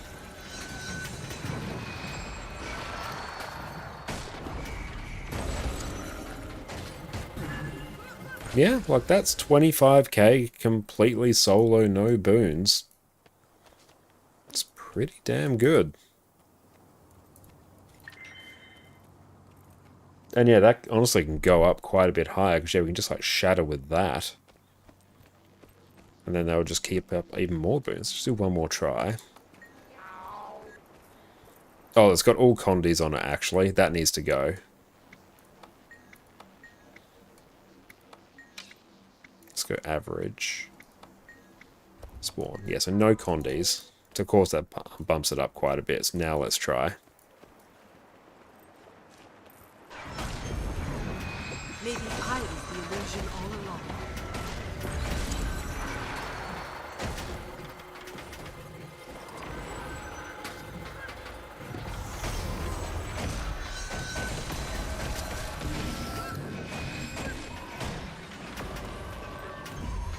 I could outrun a centaur. Maybe I was the... Your mind will betray you.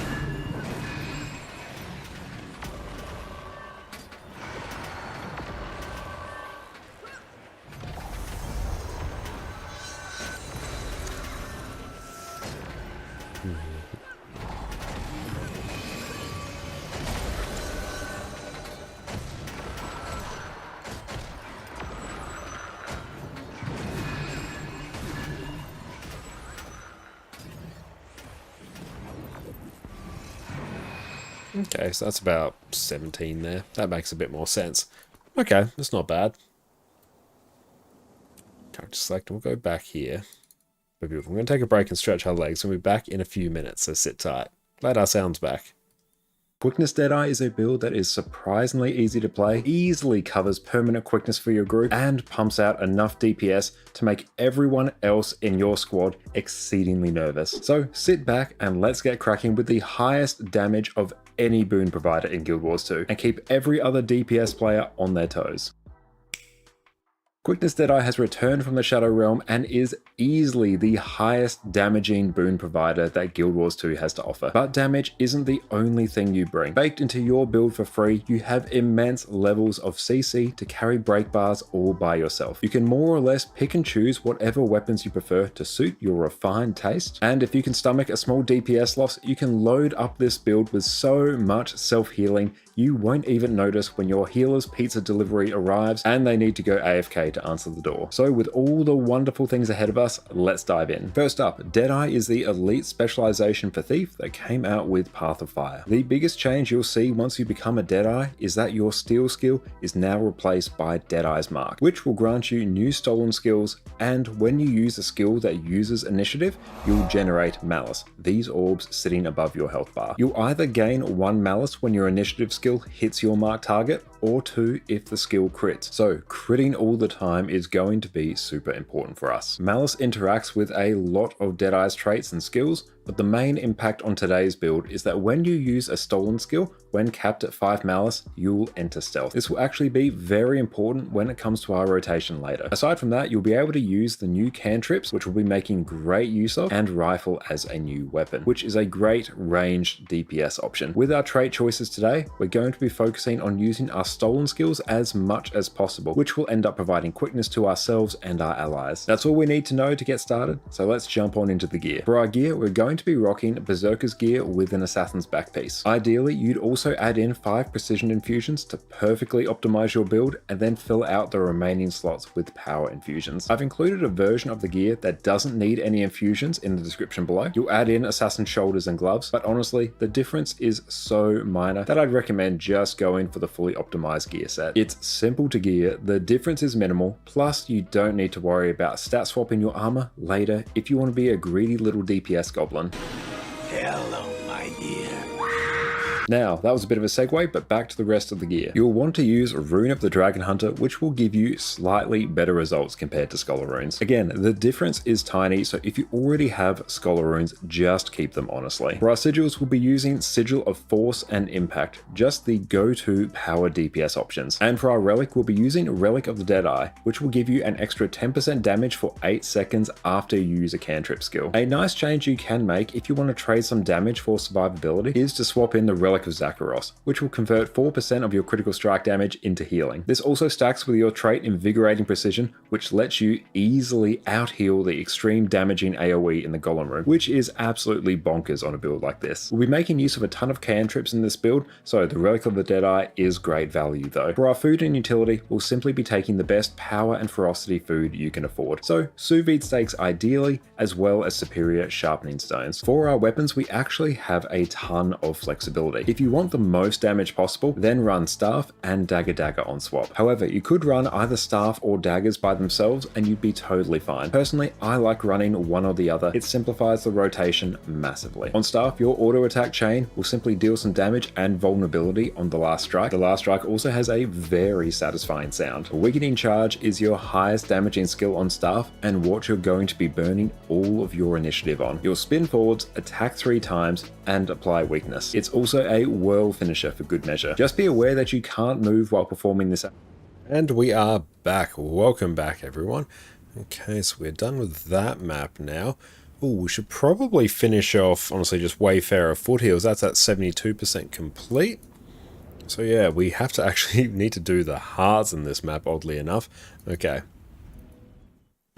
Let's continue on through. We've basically done almost everything else. That's super weird. Oh well. Pathing, turn pathing pack on.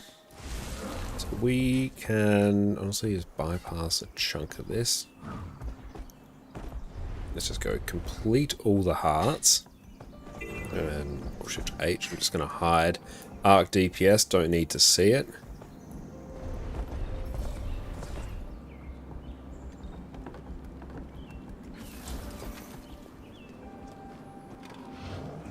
I can also just Shiro.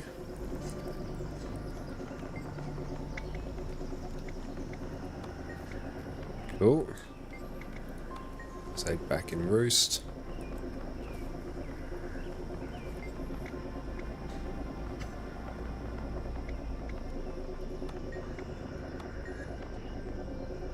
Oh, we've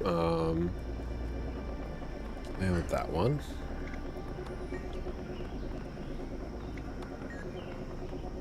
Grab that. Raven statue.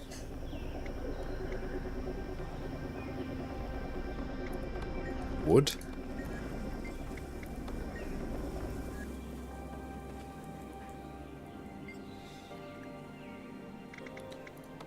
Death.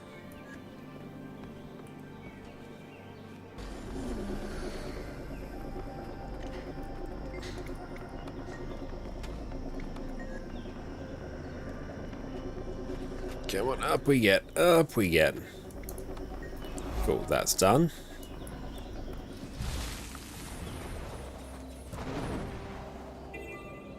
The Condi video I've seen, no, it's actually just power Vindicator. I was just running short bow because I was running hammer before, but hammer doesn't feel good. I'll swap weapons.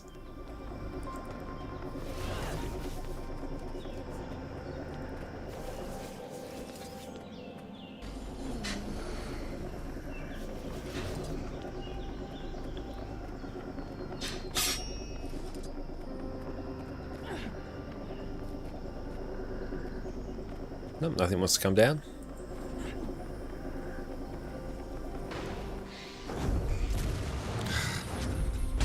There we go.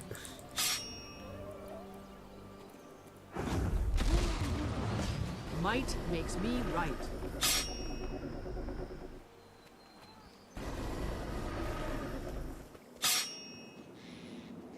No, I wouldn't be running Condi Vindi in Quarteria map completion.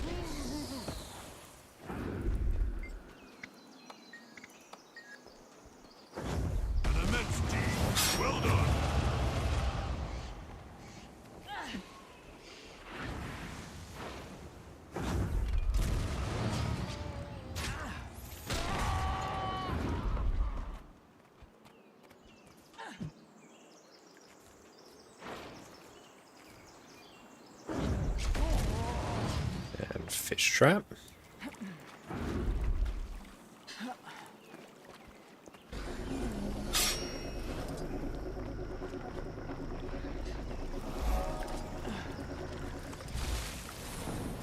Just go kill a ton of gruel in this area.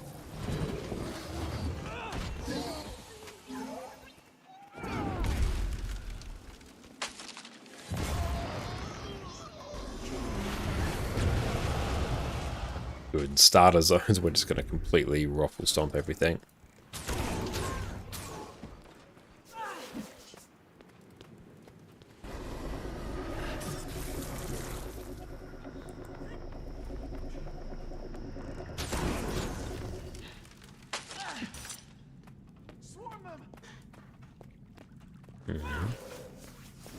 But we don't actually need to fully channel that.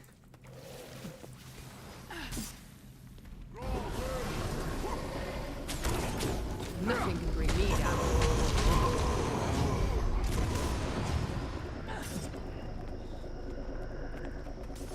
Done.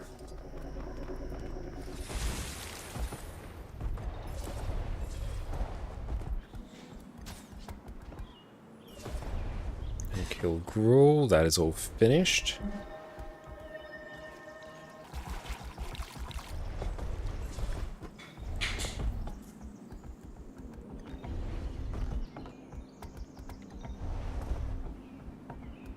Okay, what do we have this one? Snow Leopard 1 does take a little bit. What are we up for map comp now? We're at 74%.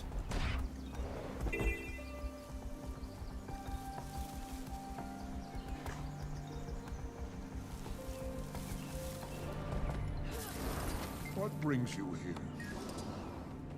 Okay, so Snarl, play with cubs, repeat.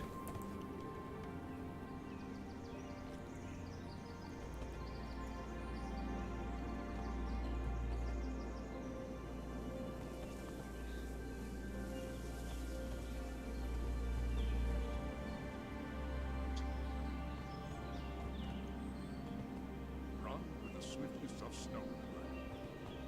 Oh, cool. We can literally just do this.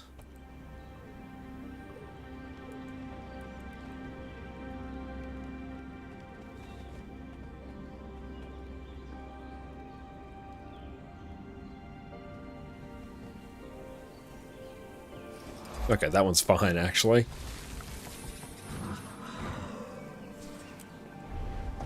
Okay, place for the next heart's out this way.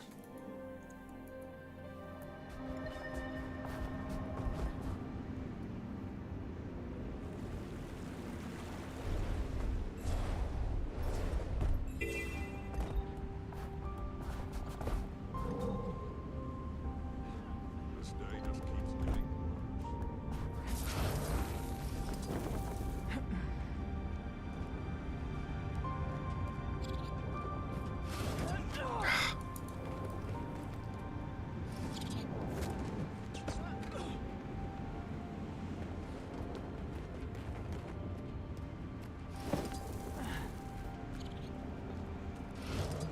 Scare it away.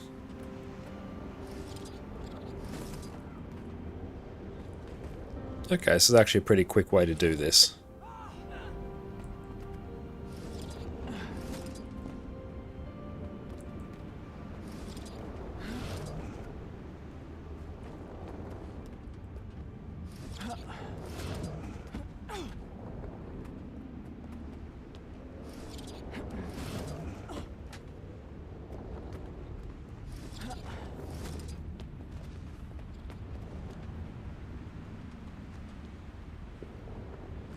Stay alert!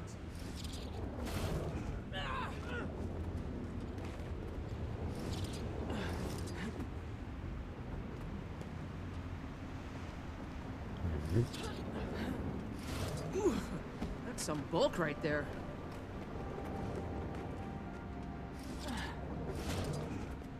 Done.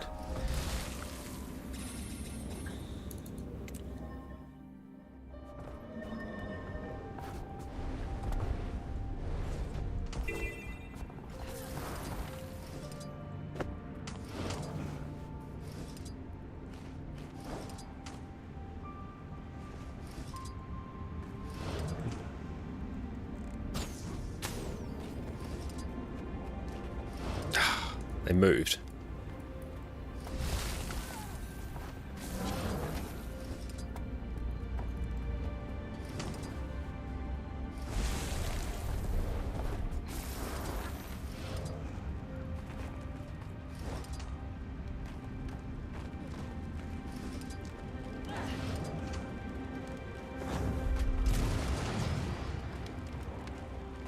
Just wait. There we go.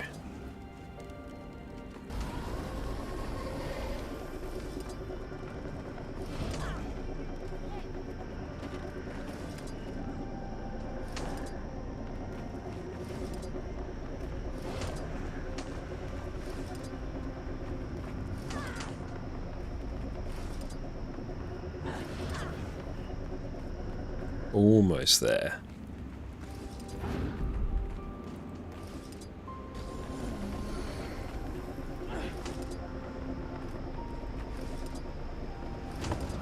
Done. Okay, on to the next one, which is out here. I think this character is actually the first Revenant I ever made. This is the Revenant that I basically created at the start of the Heart of Thorns expansion release. Just never got around to actually like doing map comp on it.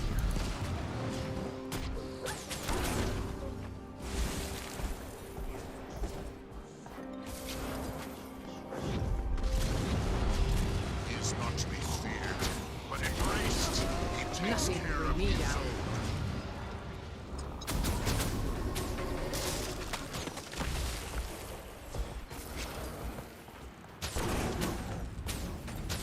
Might make me right.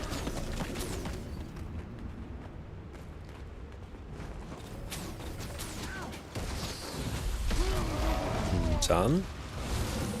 We got this one out here. Oh, I remember this one.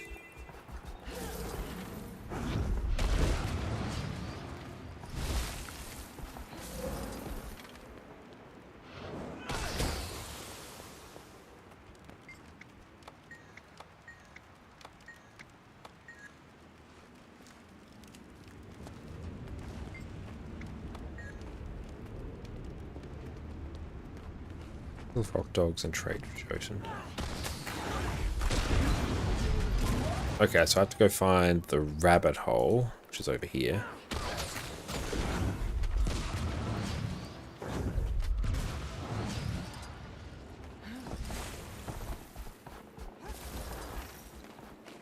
Talk to Trug. We have to go pick up loose ore.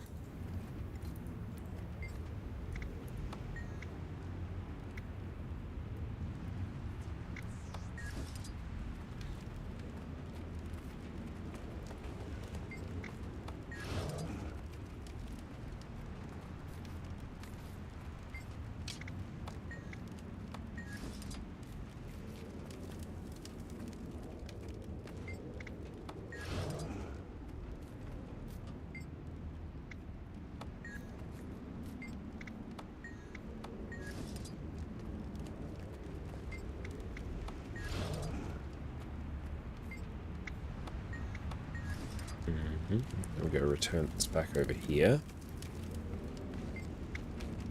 And then we give everything. There. Done everything out that way. Go do stuff over this way now. So we still have a few vistas to find. This one, where's it want us to kill Grawl for? It might be over here.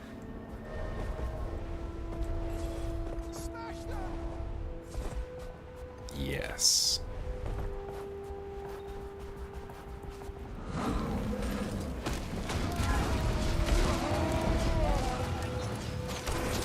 Might makes me right.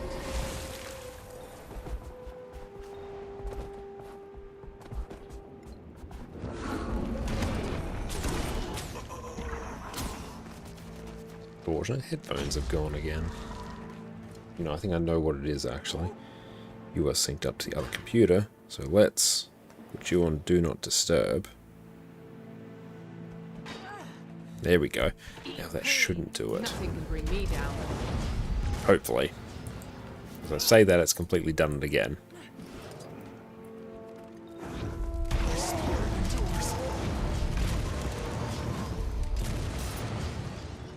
Don't need that.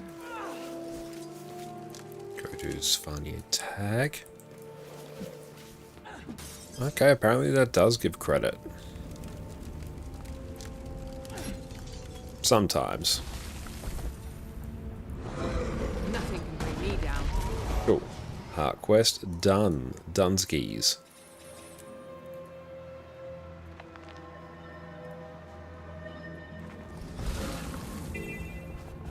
Ah, this one. Rift Essence is now a currency, so it's gone to your wallet.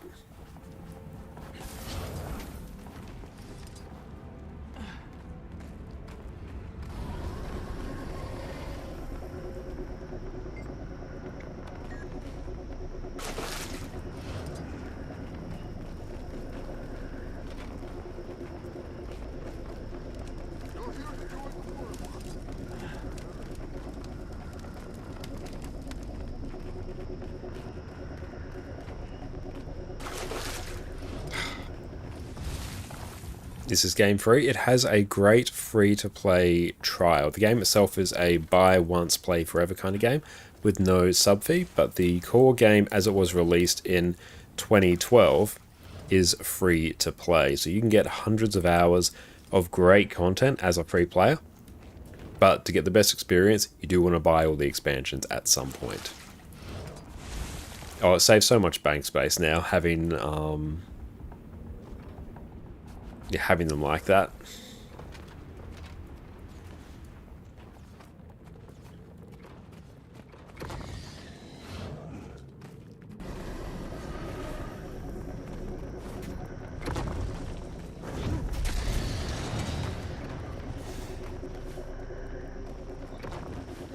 Oh, many ice worm eggs here.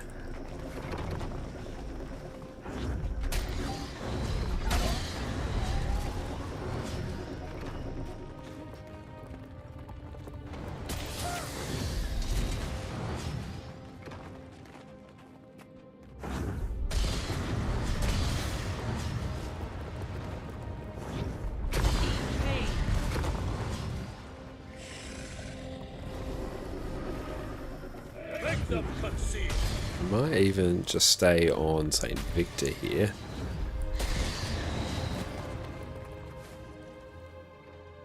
Purely because I have Condi Cleanse.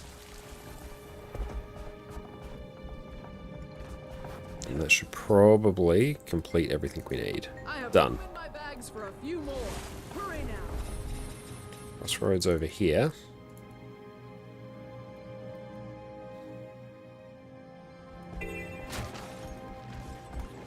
Oh, we've got many people here.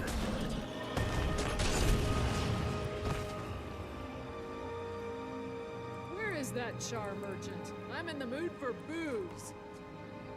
Let's actually try and revive everyone here who they're doing.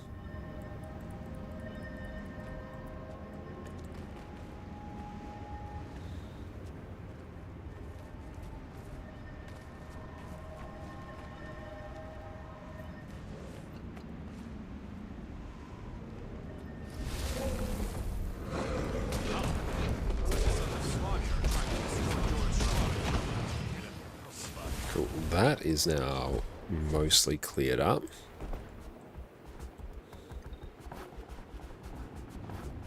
Let's do some Sons of Svanir stuff here. I expected more resistance. Something's wrong. Oh, I should also actually be eating food.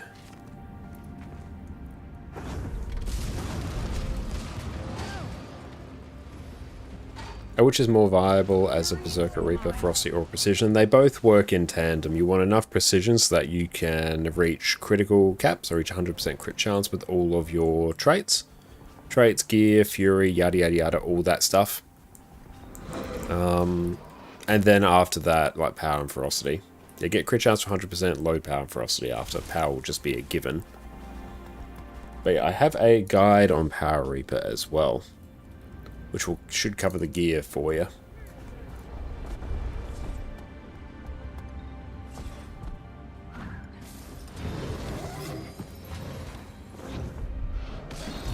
Fury is mine.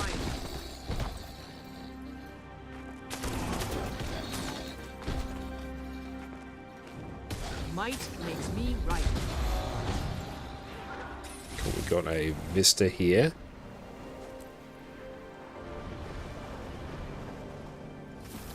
Interact, done.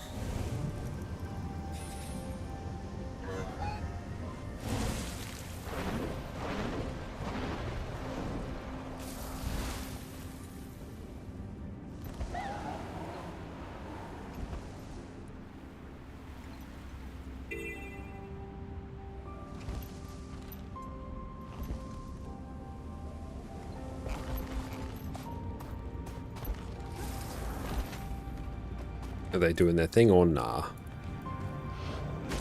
Nothing can bring me down.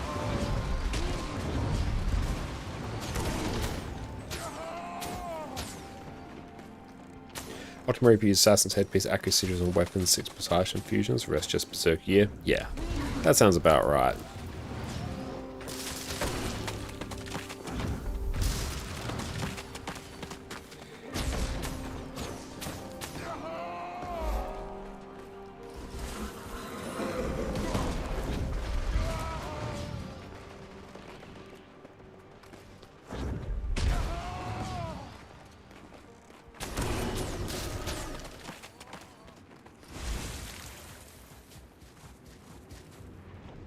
At the center of the dome. Oh no.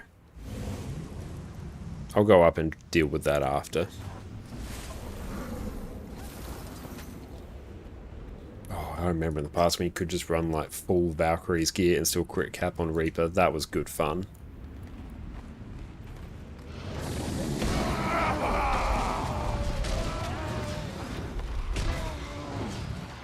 It's good that this event is on. This makes it very easy to do.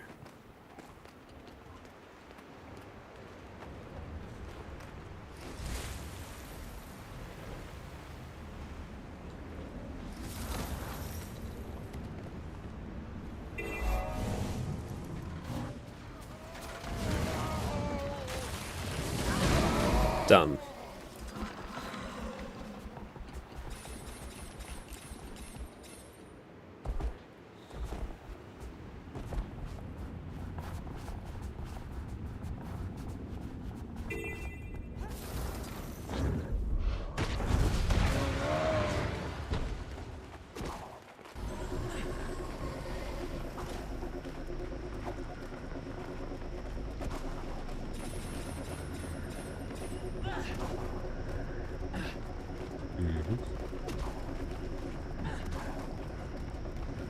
Spam interact.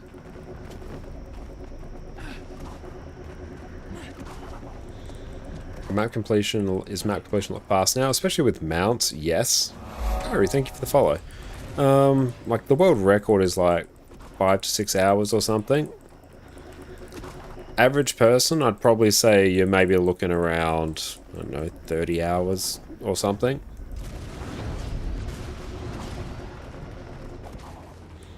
I think quite comfortably you can do about a map or two an hour.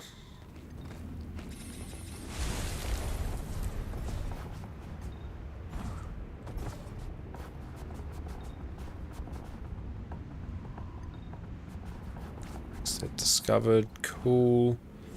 We got Whispering Grotto up here.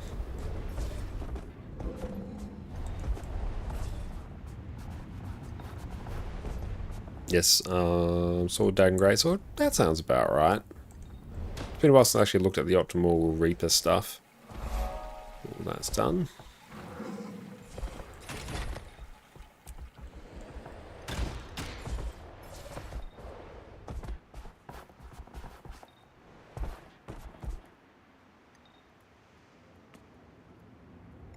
Where is the other heart?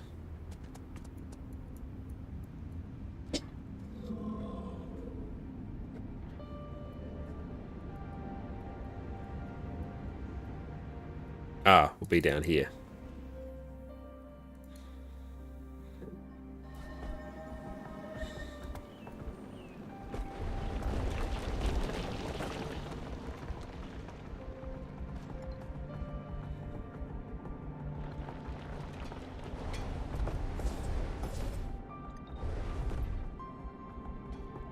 It's in the heart area, but this is an area we need.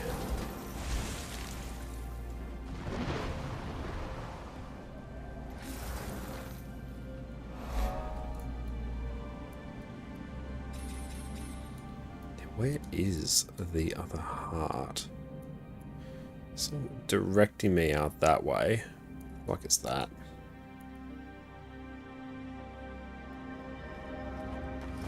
Yes.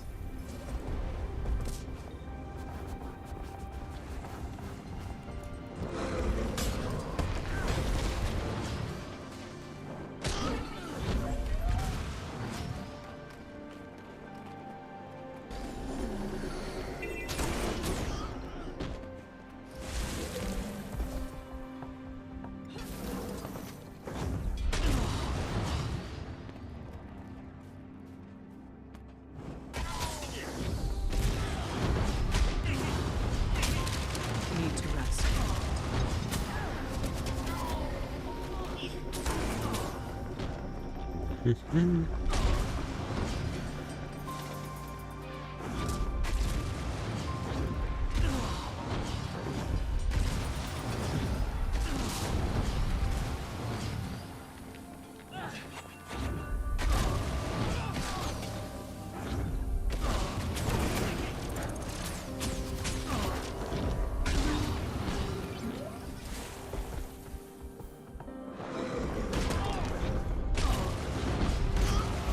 Done. Map comp.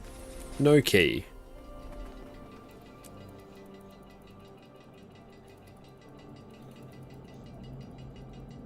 It's satisfying clicking all those away. Ooh, that is done. Oh, we've actually done quite a few of those. That's just hearts.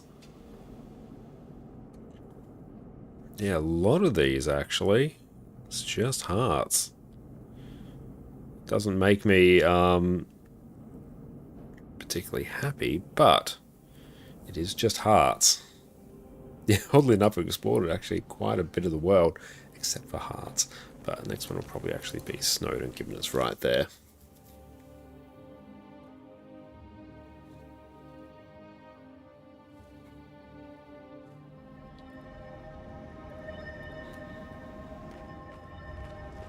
So where is the start? Well, the start actually considers it up here.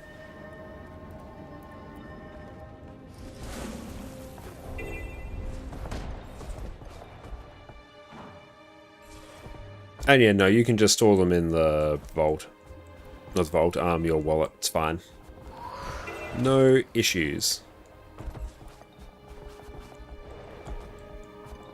Just move through here because it thinks this is the area where we should go.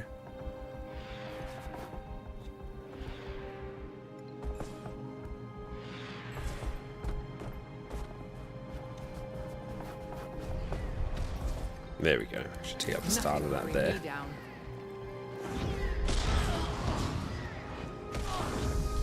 I need a moment.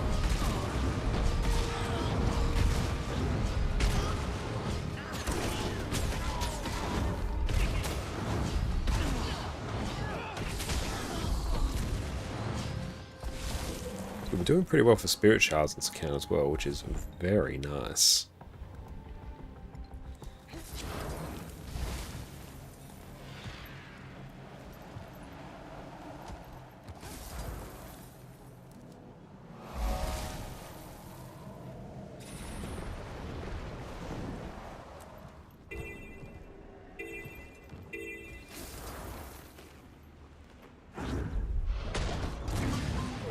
Instant spirit shard, nice. We've actually got quite a few today.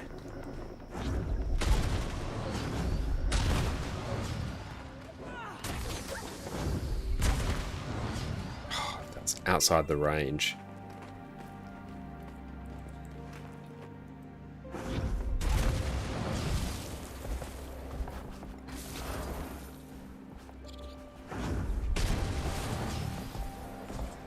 Injured hunter, can we help up? Keep this one quiet.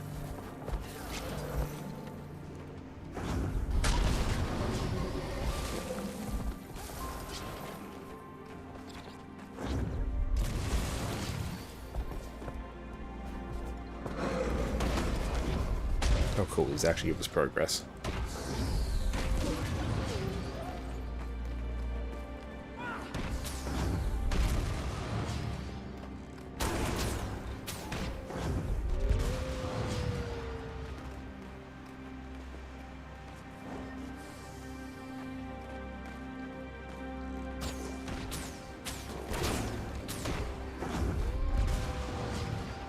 I'm surprised they didn't give us credit.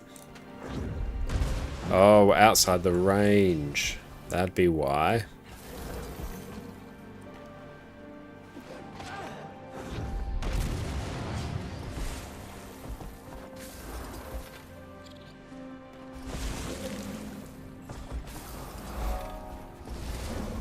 That is now done.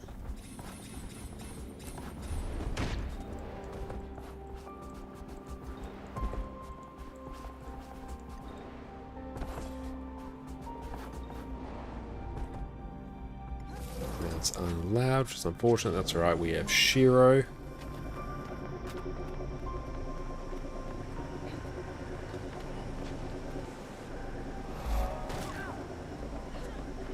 Good, we're able to do that without getting in combat.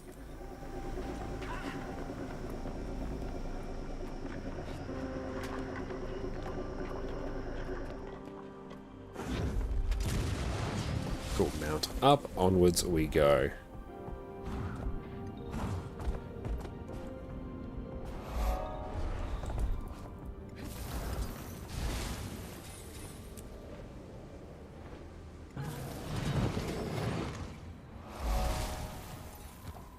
So much quicker now using mounts.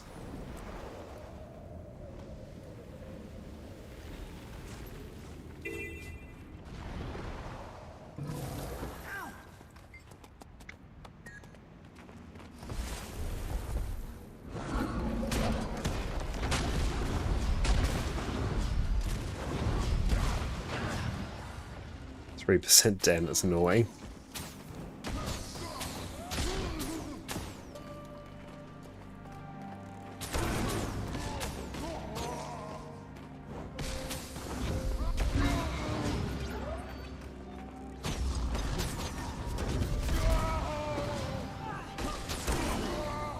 Anything for a fight.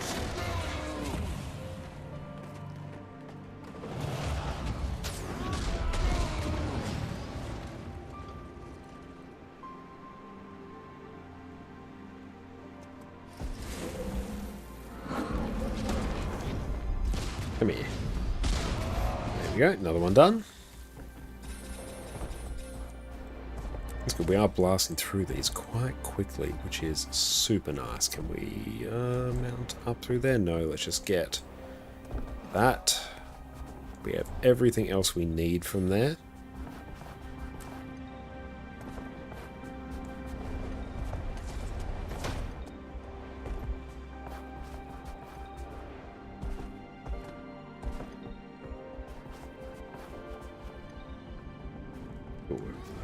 There's nothing for us to do.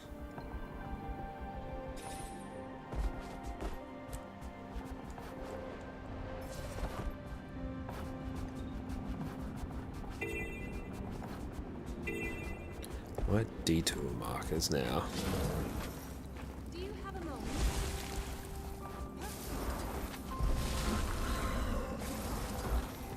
Just follow the path, don't question the path.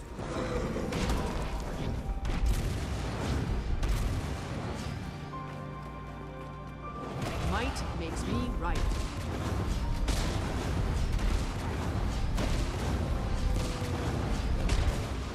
Cool, nice bit of progress. Kill this wolf.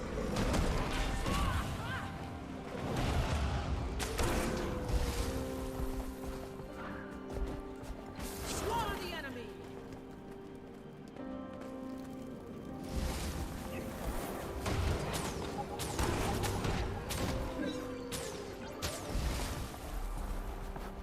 Are we coming back to that path a bit later? Oh well, we do, we don't, we don't.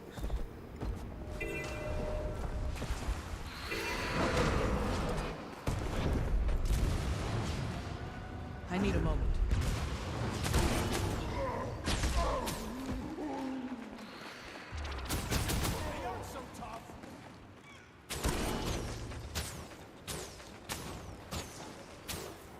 I have returned to fight at your side.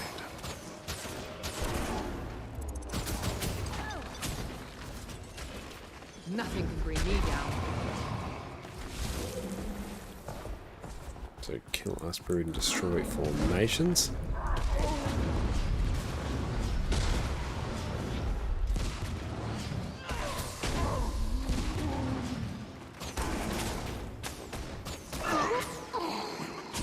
Might makes me right.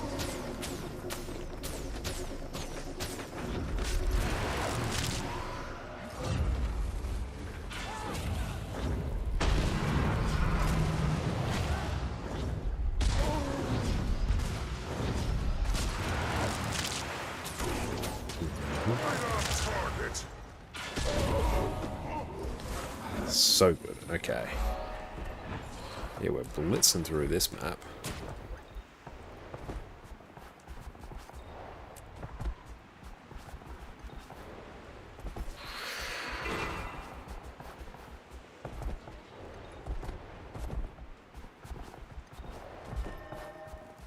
Oh, all done out there.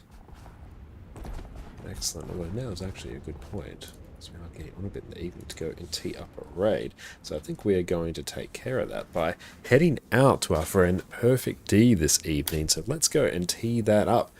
Excellent. Thank you all so much for hanging out with us this evening. It has been fantastic. And thank you to Lexi and Topher for the raids. I really appreciate you. Thank you to everyone who subbed, everyone who followed, everyone who lurked. What class you're playing this character? We are playing Power Vindicator, which I have a guide for on my YouTube channel right there. Beautiful. The command actually worked. Wonderful. But yes, thank you all so much for hanging out and stuff, friends. Thank you as well. You will take care. We're going to be back again on Wednesday on NA. We'll be doing some NA raid trainings there, so that will be a good time. And then we will continue on with some map completion as well, because we're now on 75%. So yeah, progress has been made. Should be done with it relatively soon, probably just in time for the World vs. World Rush, which will blast out on this account. So that's going to be hype. But you will take care. We're going to catch you all in a few days. Wednesday. Yes, Wednesday. And cheers. If you're feeling daunted by the thought of sticking your hand up to be the healer because you don't feel up to that responsibility, then I've got the build for you. Heal Scourge, in my opinion, is one of the top 3 healers in Guild Wars 2, and it happens to be one of the simplest to play. So let's dive in with what is one of the hardest carrying heal builds in Guild Wars 2, and also one of the simplest to play.